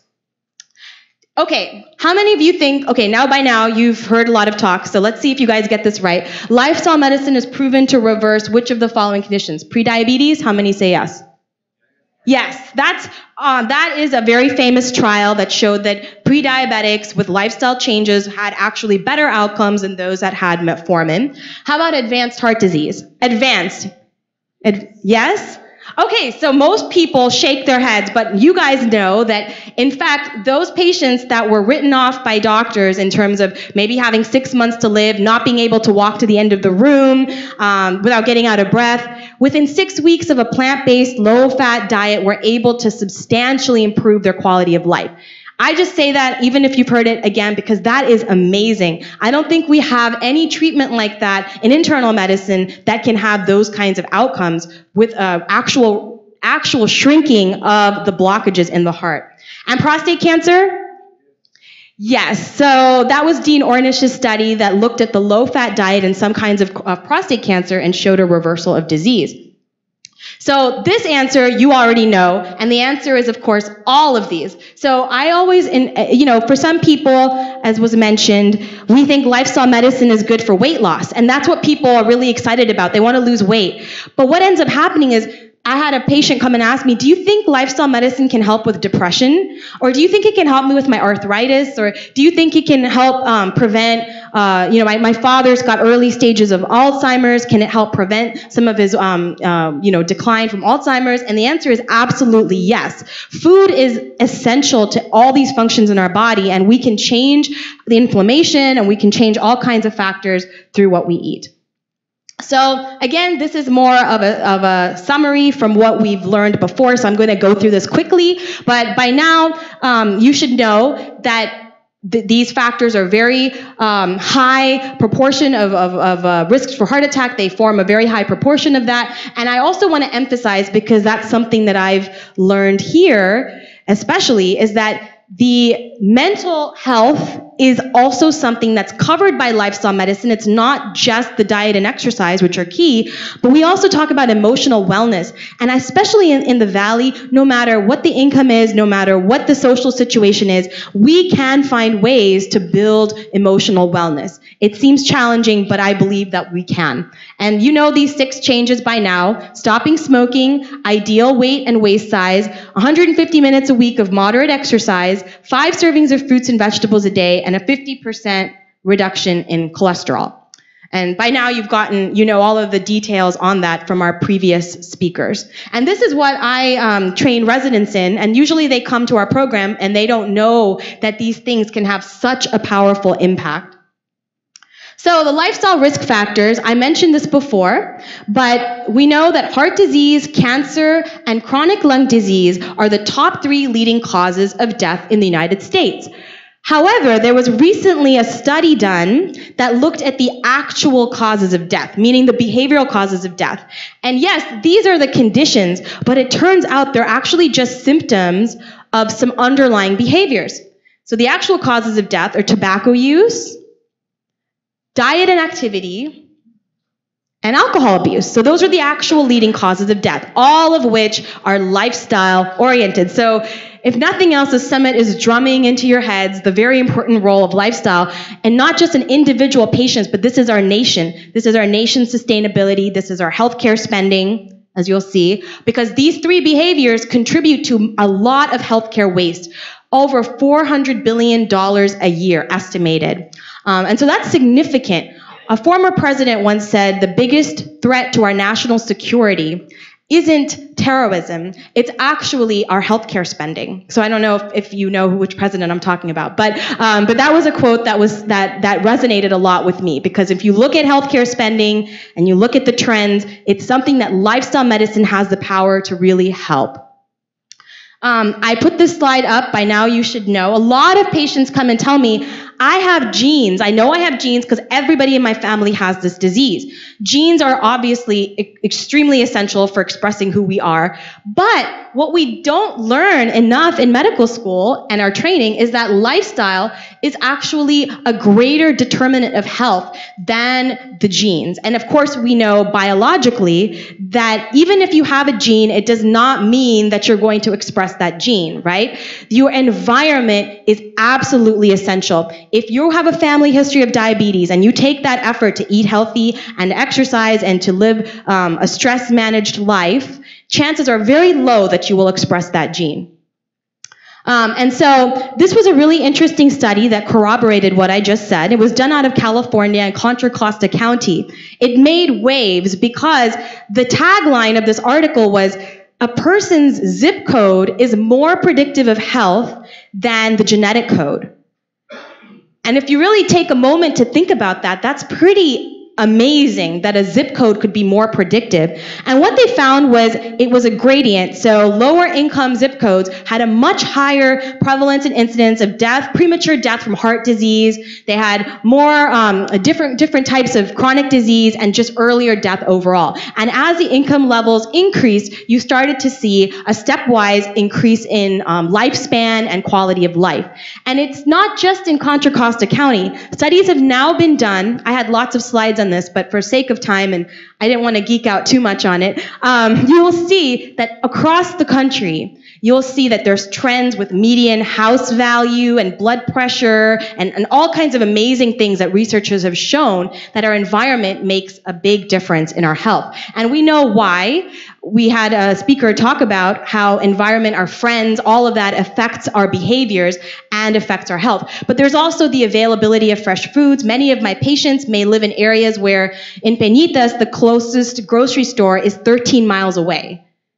And a lot of the patients don't have a car. So how are they going to access healthy foods? I worked with children in Oakland where I remember they did most of their grocery shopping at the local liquor store. And this is these problems of food deserts are really, really important and detrimental. By now you would know the standard American diet is indeed a sad diet. 25%, what is the 25%? Because I'm sure someone's talked about this before. What is the 25%? Right, I heard someone say it. Animal foods, dairy, eggs, and meat. What makes up 63% of our diet? And some of it is actually on there. What makes up 63% of our diet? Anyone? Processed food, sugars, and sweets. So it's not even just carbohydrates, it's processed foods. And I know Dr. Deisinger talked about processed foods. That is the bulk of the standard American diet. What about 12%? What is little 12%? Right. It's fruits and vegetables, but it's plant foods, not just fruits and vegetables, but it gets kind of sad because of that 12%, 6% is like processed plant foods like tomatoes and ketchup or blueberries and blueberry muffins. And the 6% is actual whole foods like an apple or broccoli or something like that. So it's a pretty sad situation. And this is how the bulk of patients will eat. And maybe even some of the doctors, to be honest with you. Portion size is a pet peeve of mine because it has become so easy to mindlessly eat more food because sometimes the most difficult people to change are our own family members. I have a certain family member who is obsessed with value, and it just makes sense to him to get more food for the same price if it's adding a drink or adding a bag of chips or something like that. And it's really hard. We're facing an uphill battle with the way portions have come. And you go to any restaurant, who doesn't like going to restaurants? We all like to be social. You go meet friends at a restaurant, and it's all too easy to have a giant plate of something. And there's a lot more to say on that, but portion size is a big problem. So this is the graph that I was alluding to when we saw the obesity and how countries like Mexico, China are rapidly increasing their obesity. In my view, and a lot of epidemiologists would agree, soda and soft drinks are really behind this increase in obesity. And you will see, if you look at, per capita consumption of soft drinks, turns out Mexico is edging the United States. And in fact, I believe recently edged out the US for Coca-Cola consumption in the world. And I know that is one big change I noticed coming here from California. Vending machines never sold soda in the schools. And we had early childhood programs. They didn't have vending machines selling Cheetos and Coke and things like that. Here, I have heard from daycare teachers, I've heard from others in school settings where Coca-Cola consumption, convenience food consumption is very, very high. And it's very easy to obtain that here. Even at the UT RGV gym, if any of you have ever been there, you finish your workout and you come out and there's this big vending machine with like a talking Coca-Cola can and it's like people running in the beach, and it's got like every single type of soft drink. It's kind of amazing to me, but I see that a lot. Okay, we eat 1 pound of sugar every 3 days, and a 20-ounce Coca-Cola is 15 teaspoons of sugar, for reference. Okay, so I'm going to skip over this because we should know all of this by now. We've probably heard about blue zones and plant foods, and Dr. Dockery's talked about that as well. We've covered this, and we know by now a summary of what Dr. Deisinger was talking about, that we want to just eat the right types of food, but we also want to eat peacefully and mindfully, which is a whole topic in and of itself, which is also covered in the ACLM core competencies. We know, okay, so this is a quick quiz question. What percentage of US patients received advice to engage in exercise or physical activity 6 years ago, but it still holds today? How many say 50%? 40? 30? 20? Okay, so the good news is it's not as low as 20, but it's 30, which is the bad news. And with everything that Dr. Gemelt just said, it's terrible that doctors are not prescribing this more to their patients. So I hope that we take this opportunity to change that. Okay, I'm going to skip over a little bit of this because we just had Dr. Gemelt talk, but I just want to emphasize that in this study, the biggest risk factor, the biggest contributor to early mortality wasn't even obesity, wasn't even smoking, wasn't even really blood pressure. It was low cardiorespiratory fitness. And I will leave it at that because you heard all of these. I also want to just emphasize, one, to touch off Dr. Gemelt's talk, right? There's a lot of evidence-based applications for exercise, whether it's depression, whether it's reversing age-related brain loss, preventing or reversing symptoms of Parkinson's, osteoporosis, and improving heart health and fitness. So there's a lot that doctors can a lot of conditions that doctors can use this to supplement. I'm going to skip over this slide, and I'm going to just highlight this study because it was really fascinating. It took a group of people. Normally, as we get older, we see a loss in brain volume. Of the people that walked 40 minutes 4 times a week, we actually saw that they were able to reverse age-related brain loss. And that's very exciting for people with conditions like dementia or other things like that in their family. Okay, so this is really what I want to hit home, and this is like the concluding part of my talk. But how do we build healthy lifestyles in the Rio Grande Valley?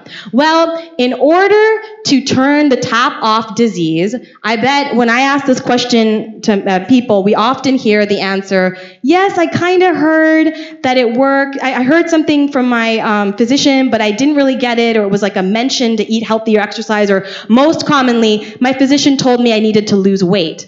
That's what we usually hear. But we need to get to the tailored type of advice that really makes behavior change.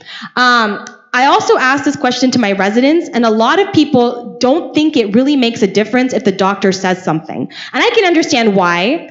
But if you actually look at the evidence, when doctors and health professionals take the time to actually tell patients what to do, it does make a difference. In fact, of those counseled, they were 85% more likely to quit smoking, 35% more likely to make some change in diet, 50% more likely to be more physically active. So for those health professionals in the room, talking to your patients can improve your quality outcomes. They can help your patients actually read what it is that you are handing out. Maybe it's a pamphlet or a flyer.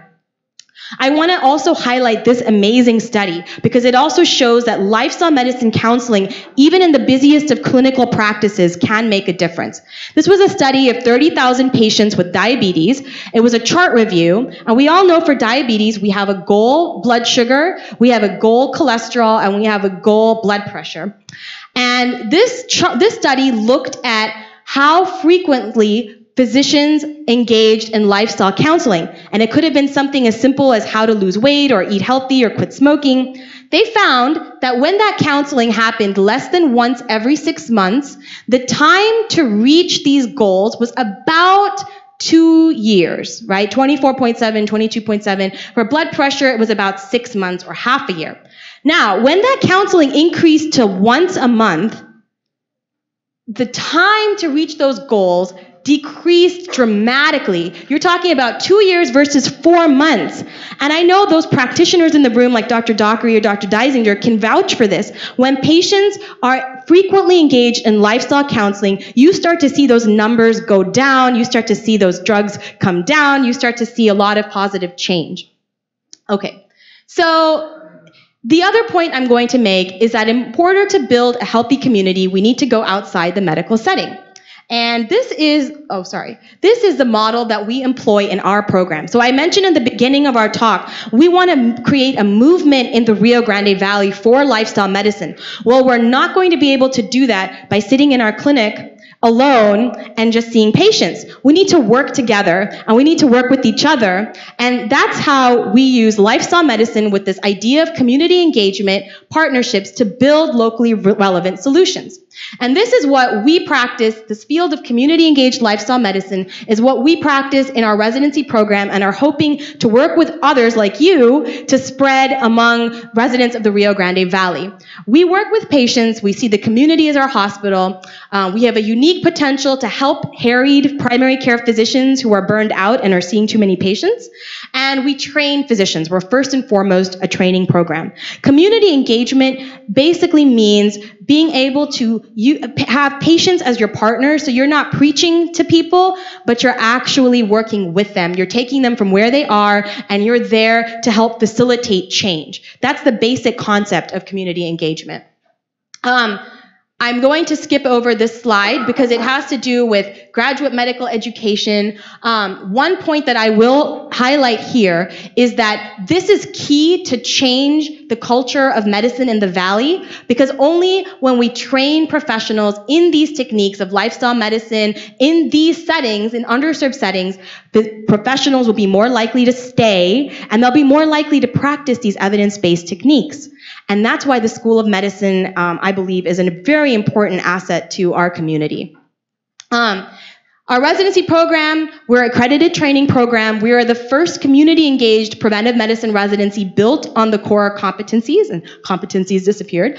And sustainability is built by a variety of partnerships. We have 2 residents per year, but we work with a variety of health professionals, nurses, community health workers, promotoras. They're an asset. We're one of the first residency programs to actually hire promotoras in our department. So we have staff promotoras to teach our residents so that we can learn to be more culturally competent and engaged. And then, of course, we have that public health emphasis. We have, I mentioned what community engaged is, but the key is that we're looking to build capacity and remove barriers for the underserved.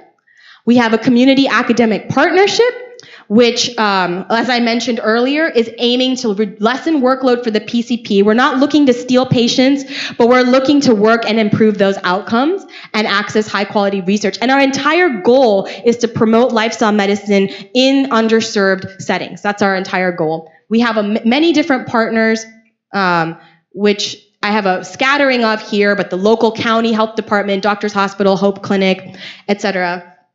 So this is my last slide, and it's just going to hit home the model of what we're trying to do. Engagement, education, and evaluation. Those are the 3 cornerstones of our program. Engaging patients, education on lifestyle medicine, not just for patients, but also health professionals and lay workers, including promotoras. We've developed 3 training modules for promotoras just focused on lifestyle medicine. Evaluation, because we can do great work, but unless we're assessing what our outcomes are, we won't get credibility and we won't get the funding and the support from the Valley's local officials and policymakers to break change.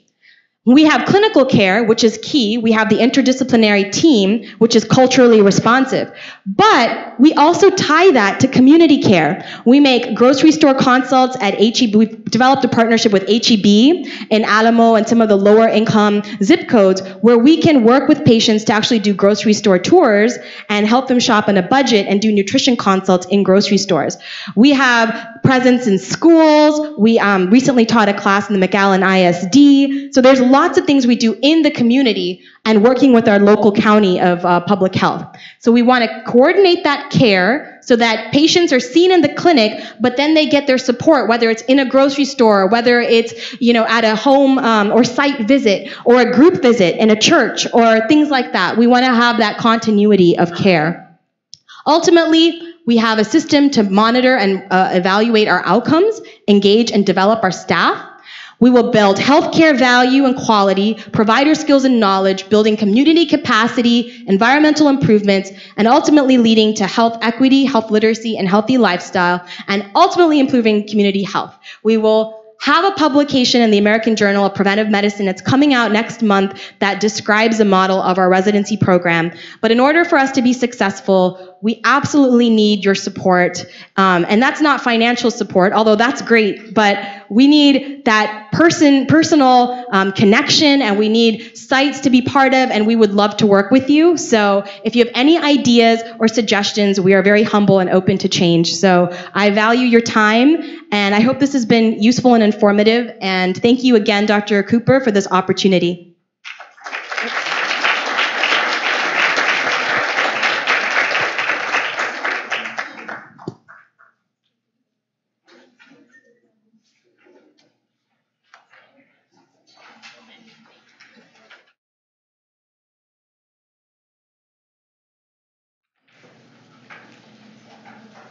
Thank you, Dr. Janani, for that excellent presentation. And thank you for being here in South Texas and helping us to improve the healthcare of this community. The next speaker is Dr. Harold Bryce. Dr. Bryce is a clinical assistant professor of medicine at the North Texas in the university in Dallas. It's a University of North Texas Health Science Center. This is his second presentation. He have an excellent presentation this morning, and he's going to be talking to us about something that is very important in this community, because diabetes is a main chronic disease that we face here, and we need to find different tool how to work with this disease, not just depending on medications. So he's going to be talking about reversing diabetes with intensive lifestyle therapy. Dr. Bryce. Thank you so much.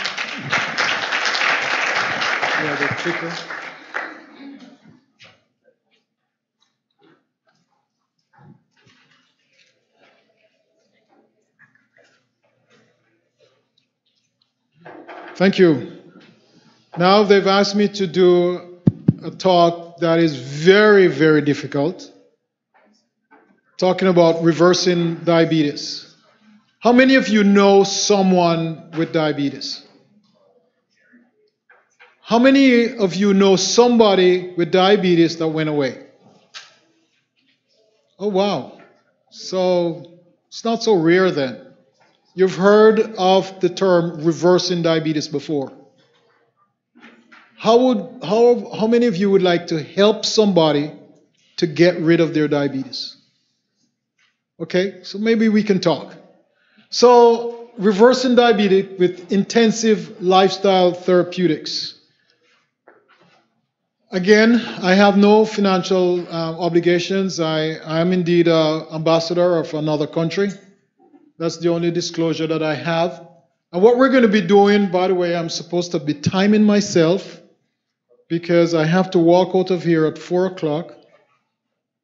So at 35 minutes, I'll be trying to catch a flight. So I'm going to be moving a little bit quicker than I had planned, but I'm going to talk to you a little bit about some processes where we can attempt to reverse diabetes. And I'm not talking about treating diabetes. I'm talking to you about getting your HbA1c down to 5.6 and less. And when your doctor, I have a lot of my patients that had HbA1c of 14. By the way, normal is HbA1c of 6.5 and above. above, that's diabetes. Pre-diabetes is 5.7 to 6.4, and normal, anything under 5.6, okay? I have diabetes on both sides of my family, and my HbA1c is 4.8. So I live these principles as we go forward. So I want to cover very briefly some stuff that we already know. It's well established. There is type 1, there is type 2, and there are some other types that I am not going to go into. The type of diabetes that we have a chance of impacting is type 2, where insulin resistance is the main problem. We know that obesity is related to diabetes, but obesity does not cause type 2 diabetes, okay? Don't confuse correlation with causality. Those are two different factors. So how many of you know people who are very overweight and they don't have diabetes? All right? So you understand what I'm trying to say. Type 2 diabetes is a result of insulin receptor pathway mutation. There are changes in the insulin or its receptors that occur, and some of these occur even within the womb, in utero, that these changes occur, because you're born with these changes. They're a combination of mutation and visceral fat, belly fat, that causes this problem. This is subcutaneous fat. This is the problem here that makes the changes. We don't know exactly how much of that caused this. So the visceral fat content needed to make this change. We have not worked that out, but we know there's a correlation. We know that weight loss is huge in this and can prevent or reverse diabetes. So this is already established in the literature. So from calories restriction all the way down, we have shown processes that you actually can make these changes. We also know that calorie restriction can play a big role. Reducing trans fats, saturated fats, salt intake, and physical activity. Some of this is intuitive, but we've already worked this out in literature. It is well accepted. Some other accepted facts that, as I mentioned, genetic predisposition, obesity, lack of physical exercise, or lifestyle that was just mentioned here previously. Dr. Santana covered this. As you get older, insulin resistance becomes an issue. Pregnancy with its metabolic changes, and you have diapogenic drugs like hydrochlorothiazide. As my patients come through and they start getting pre-diabetes, the first thing I look at, I glance over to the med list before I start getting on them. You bring up the med list and you look and you see them have hydrochlorothiazide. Without even saying anything to them, you discontinue it and it goes away. Okay? So the very drugs that we have these patients on can sometimes affect these things. Now, it's kind of surprising, but this is already a very old slide. But I just put this up just to show you something. This is the standard of care for treating diabetes. There's a new one that just came out. But I wanted just to show you something here. At every stage, there's the word lifestyle. See that? At every stage of the treatment of diabetes, it is officially recommended that lifestyle should be part of the protocol. Yet it's not done in medicine. If I have time to show you my last 4 slides, I'll show you why, in a very funny way. But I came across this cartoon that really gives you an idea of, that summarizes the pathophysiology in a very simple way. I didn't want to go into it and make too much into the path. But pretty much, we're eating a high glycemic, the processed foods, high fat, high sugar. So you have what is called glucotoxicity, glucose toxicity, poison. So we're poisoning the system with sugar. You have lipotoxicity. So you have this problem where you have the postprandial or blood sugar rise after you eat.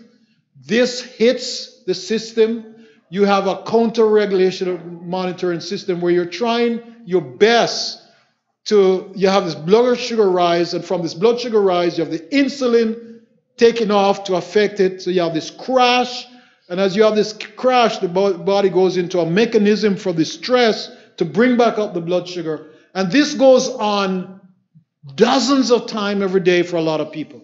Every time you drink a Coca-Cola, Pepsi-Cola, a donut, anything with this high levels of sugar, this is going on. And with this, you get insulin resistance, start pulling on the pancreas, pushes out more insulin. This goes on, and eventually you get the organ failure. In the context of a lot of oxidational stress, and then if your mother and your father had the same issue, and then you get type 2 diabetes. Let's kind of summarize it in a very undersimplified way for you. Now, we have known that we can reverse diabetes as far back as 1870. In France, at that time, they used to, doctors were really committed. Do you know how they diagnosed diabetes back then? They didn't have HbA1c. They didn't have blood sugar monitors. You would pee in a cup, and the doctors would have 1 cup. They had 1 cup with water, and they would just rinse out their mouth.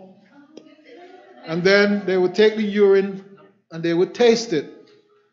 And if it tastes like it had honey, you had diabetes.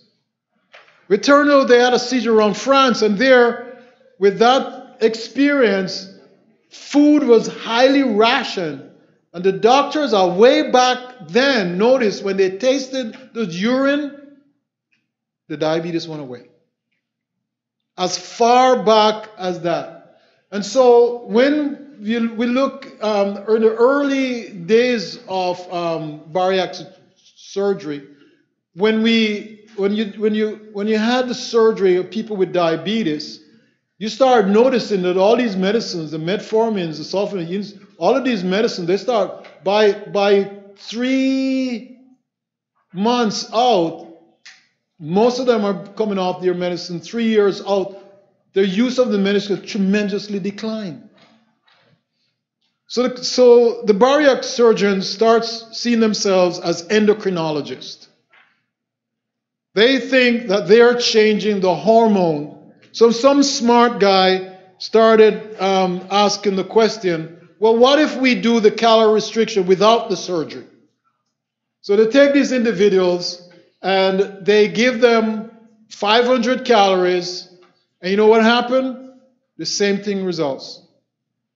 They came off their medicines, the diabetes went away without the surgery. So it's really not the surgery, it was the calorie restriction that was making that possible. So how on earth are you going to get people in the Rio Grande Valley to live on 500 calories? It's not going to happen. 1 Coca-Cola and 1 donut is already more than 500 calories. Okay? How are you going to do that and be full and feel satisfied? Well, there's some hints. Everybody has this slide today. I was kind of surprised that everybody has this slide. But here, 500 calories of oil, it doesn't really fill your stomach. 500 calories of cheese. When you finish a pizza, you feel hungry. So you can't eat 1 little slice of pizza. You have to eat the whole pizza. And then you want another one. When I was in medical school, we used to go to Monterey, and there's a pizzeria place called Josefina's. And after, do they still have it in Monterey? Oh, my father. After we finished anatomy, we used to go over there and we would just eat. Now I understand why. See, and then we come with meat, eating, fully with this 500 calories. When you come over to fruits and vegetables, you see, you can actually, even on 500 calories, low calories, you actually can stretch those receptors within the stomach to initiate satiety. Okay, so it just gives you a hint of some places where we can go. So guys have looked at this. There are a number of studies. This one is actually quite recent, where they look at vegetarian diets, but actually 13 studies showed that it actually helps to treat diabetes on a vegetarian diet. It's no more a secret that's out there. This study was done, I think, in Dallas also, that they took pectin from oats, they took beta-glucan, and they gave it to rats. And they were kind of surprised to find that there are some hormones in your body. I don't have time to go into it, those of you who are not in medical field. But there are a lot of hormones like leptin and ghrelin, GLP-1, PYY, that actually increase your appetite and shuts down your appetite. Actually, eating a plant-based whole food diet, you know what happens? The bacteria in your gut, and this was really shocking to me, actually produces PYY, GLP-1, that actually shuts down your appetite. Talking about a tool that we can use. So at least 3 or 4 mornings a week, I eat oat groats. If you eat instant oats, it will give you diabetes. If you eat oat groats, some people call it jungle oats, but oat groats, that's the oats before the processing.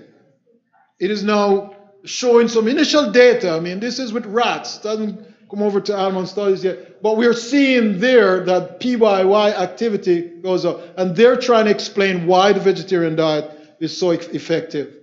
And so, I don't know if it's from the embarrassment of the What the Health movie, or the data is now so overwhelming, but Tantana 2018, the American Diabetic Association states this, that a plant-based eating pattern is an effective option for type 2 diabetes management and encourages clinicians to always include education on lifestyle management. Official American Diabetic Association. Okay? So calorie restriction is important.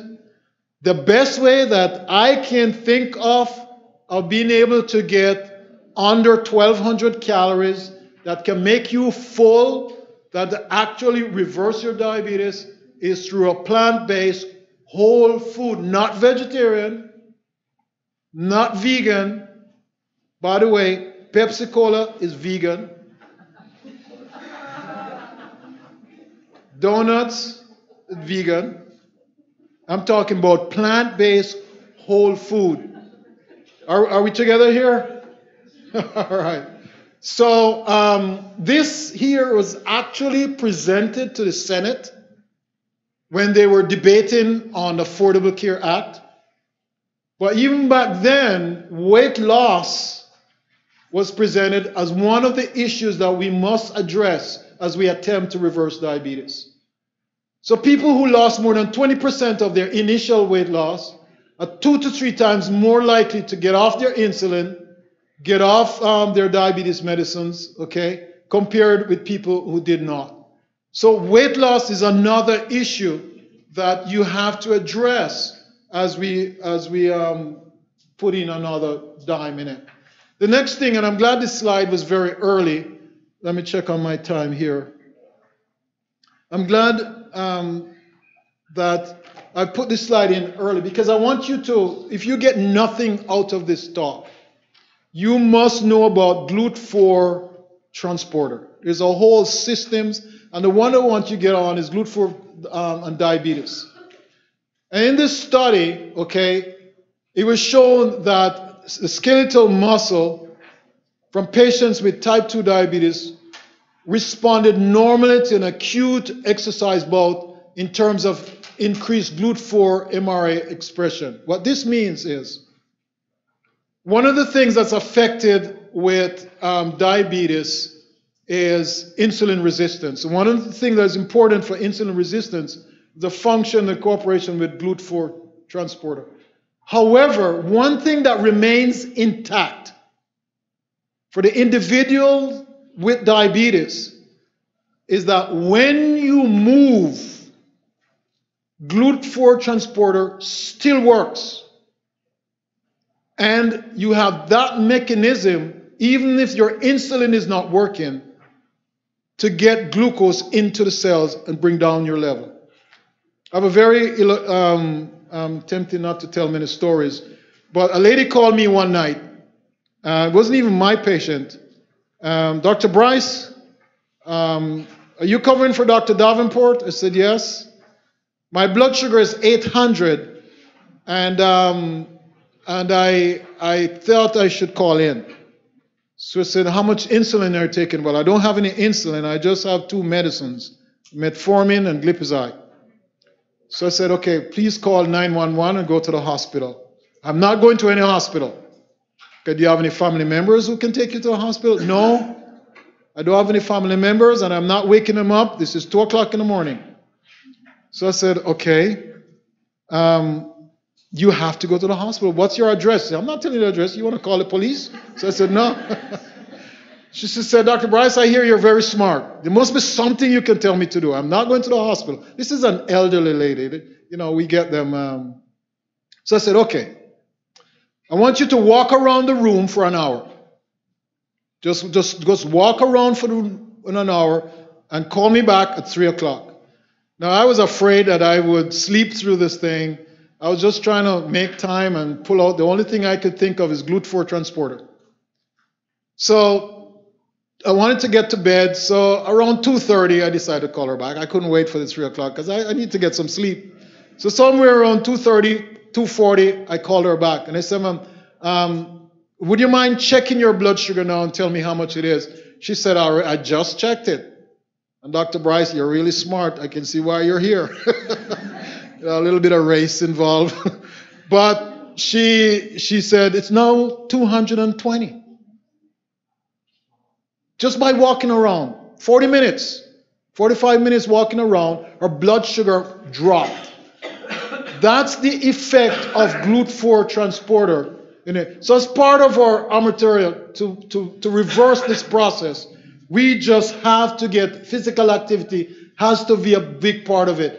For every 1 minute of walking, you drop from 1 to 3 levels down on this. So this is very important. This was done, a randomized study, coming to the same conclusion.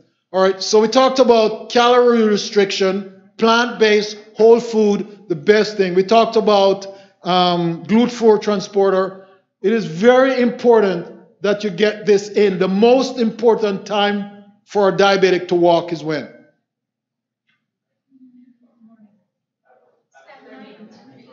Okay, we're going to come out with this, but I want to make sure you get it. I'm not sure when it's 4 o'clock, I'm out of here. I want to make sure you get this. Walking all the time if you're diabetes is important, okay? However, getting at least 15 to 20 minutes after each meal is crucial. My patients with pre-diabetes, I tell them, okay, you want to make any changes, that's okay with me, but get up and go for a walk for 15 minutes after each meal. You do that and your blood pressure, your blood sugar drops. All right, so that's crucial. Meal timing. Now, I usually show this in all of my seminar, and there's a lot of research now in biorhythm and circadian rhythm. And what we're finding out that we have a high feed and activity level, and we have a low feed and activity level. During the day, melatonin level is, by the way, this is 6 o'clock in the morning, 6 o'clock in the evening. So this is daylight, 12 hours of daylight, 12 hours of night. So the melatonin level, which is very low during the day, starts going up somewhere around 5 o'clock. And by midnight, it's up and it's down. So you want to get most of your sleep before midnight. This is crucial. Melatonin is the most powerful antioxidant known on earth. Okay? So I just want to establish that. So that's crucial. Your cortisol level, this is, explain this to my patients. Your cortisol level is highest at 6 o'clock in the morning. By midday, it's dropped about 50%. By 6 o'clock, it's down almost 90%. And it's lowest here. This is the guy who chops up the food, breaks it down, turns it into glucose. This guy here, he does it. So if 100 guys come to work at 6 o'clock in the morning, by 5 o'clock, only have 50. By 12 o'clock, by 5 o'clock in the afternoon, almost 90% are gone home. So if you take in all of your calories, or most of it here, what happens to those calories? We're going to show you in a little bit. Growth hormone, if we were to discover growth hormone now, it would not be termed growth hormone. It would be termed repair hormone. Because it only works on growth hormone in the first 18 years of your life. After that, it's your repair hormone. So this hormone here surges somewhere before 10 o'clock. A little bit released during the day. So this is part of that high feed activity and low activity. So the body starts turning on the hormones here. So what happens is all of this that you early in the day turns to glucose. While most of all of this that you eat at night turns to fat. Okay? So let's look at this here. Fantastic study where they're showing that clock genes are in every organ. And alteration in the circadian rhythm, where you sleep differently. Now they have a thing they call social jet lag. My mother is in England, and when I go over to visit her for 2 days, I'm just out of it. When Barack Obama went to London and he signed his name, he put the wrong date. He was so jet lagged. They made it national news in England. This is what happens to you, okay? Shift working, eating at abnormal nighttime hours. This has been shown to be related to diabetes and metabolic syndrome. Just sleeping at the wrong time, sleeping too late, not going to bed early, going to bed with a lot of food on your stomach. That was my edition. Anyhow, fascinating study. Shu Chong-Shi, 5 years ago, looked at the circadian rhythm of rats. And they realized the normal wild-type mouse, once you mess up their circadian rhythm, and they in the inactive phase, there is insulin resistance. In the night, the slow pace when you go to bed, when your growth hormone increases, you have insulin resistance. While in the active phase during the day, insulin itself is more sensitive. So the lifestyle in the normal wild mouse is of such that during the day the insulin is more sensitive, and during the night is more resistant.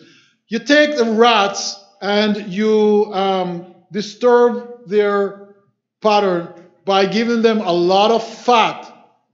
As a result of glucose is converted primarily into fat during the evening hours. When you disturb this rhythm, you have a situation where at night it turns to fat. So in the evening when you're eating, instead of the food being turned to energy, it turns to fat.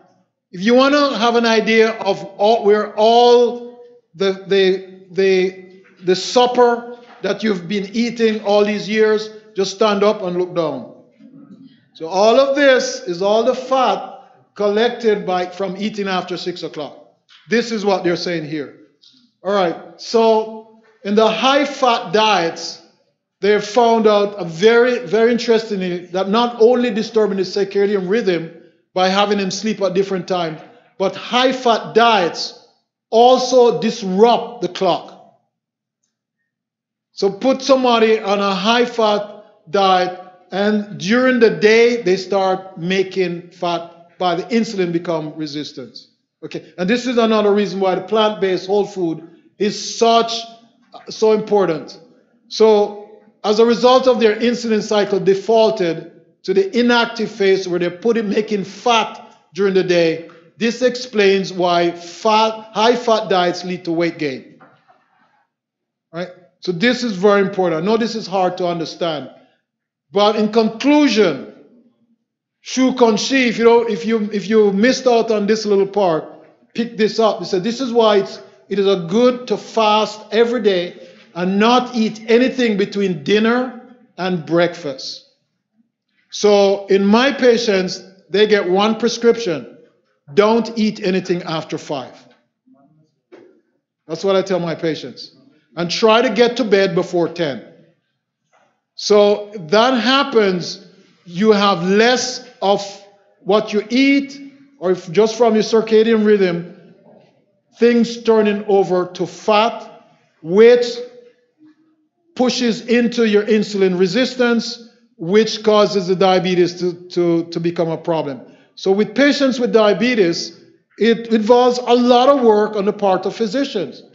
So instead of giving your metformin 500 milligrams twice a day, I give my patients metformin one time a day, 1,000 milligrams, and I don't give them any metformin at nights.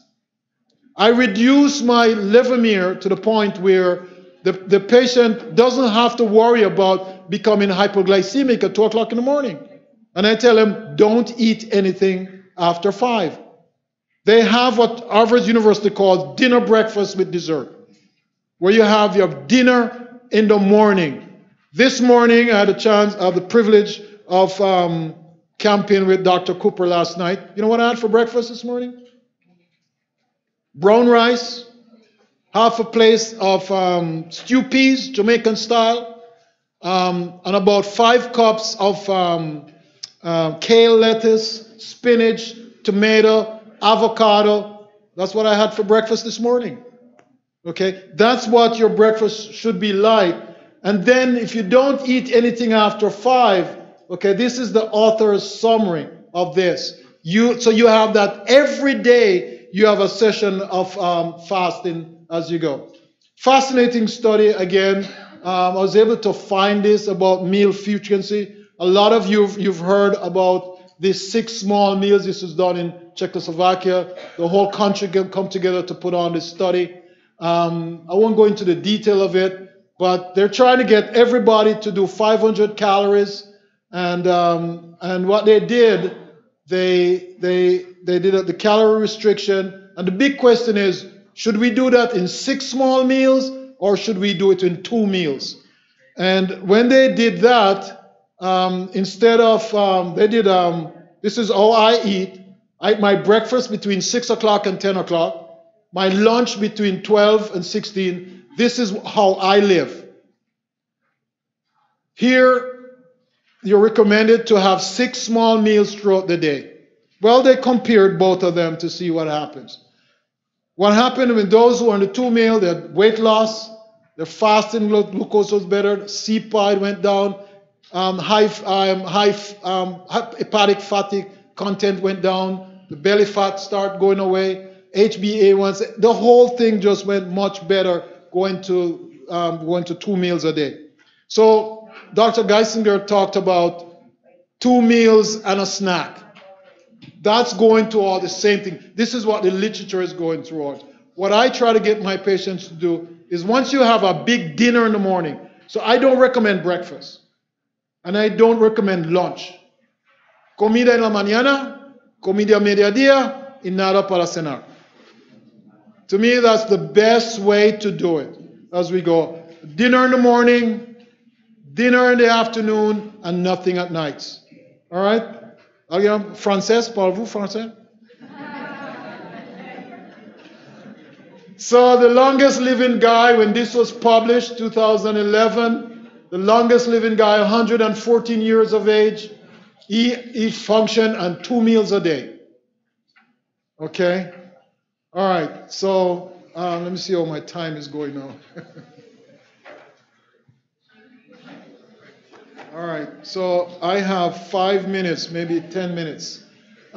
Fascinating Temple study published about 3 years ago, which talked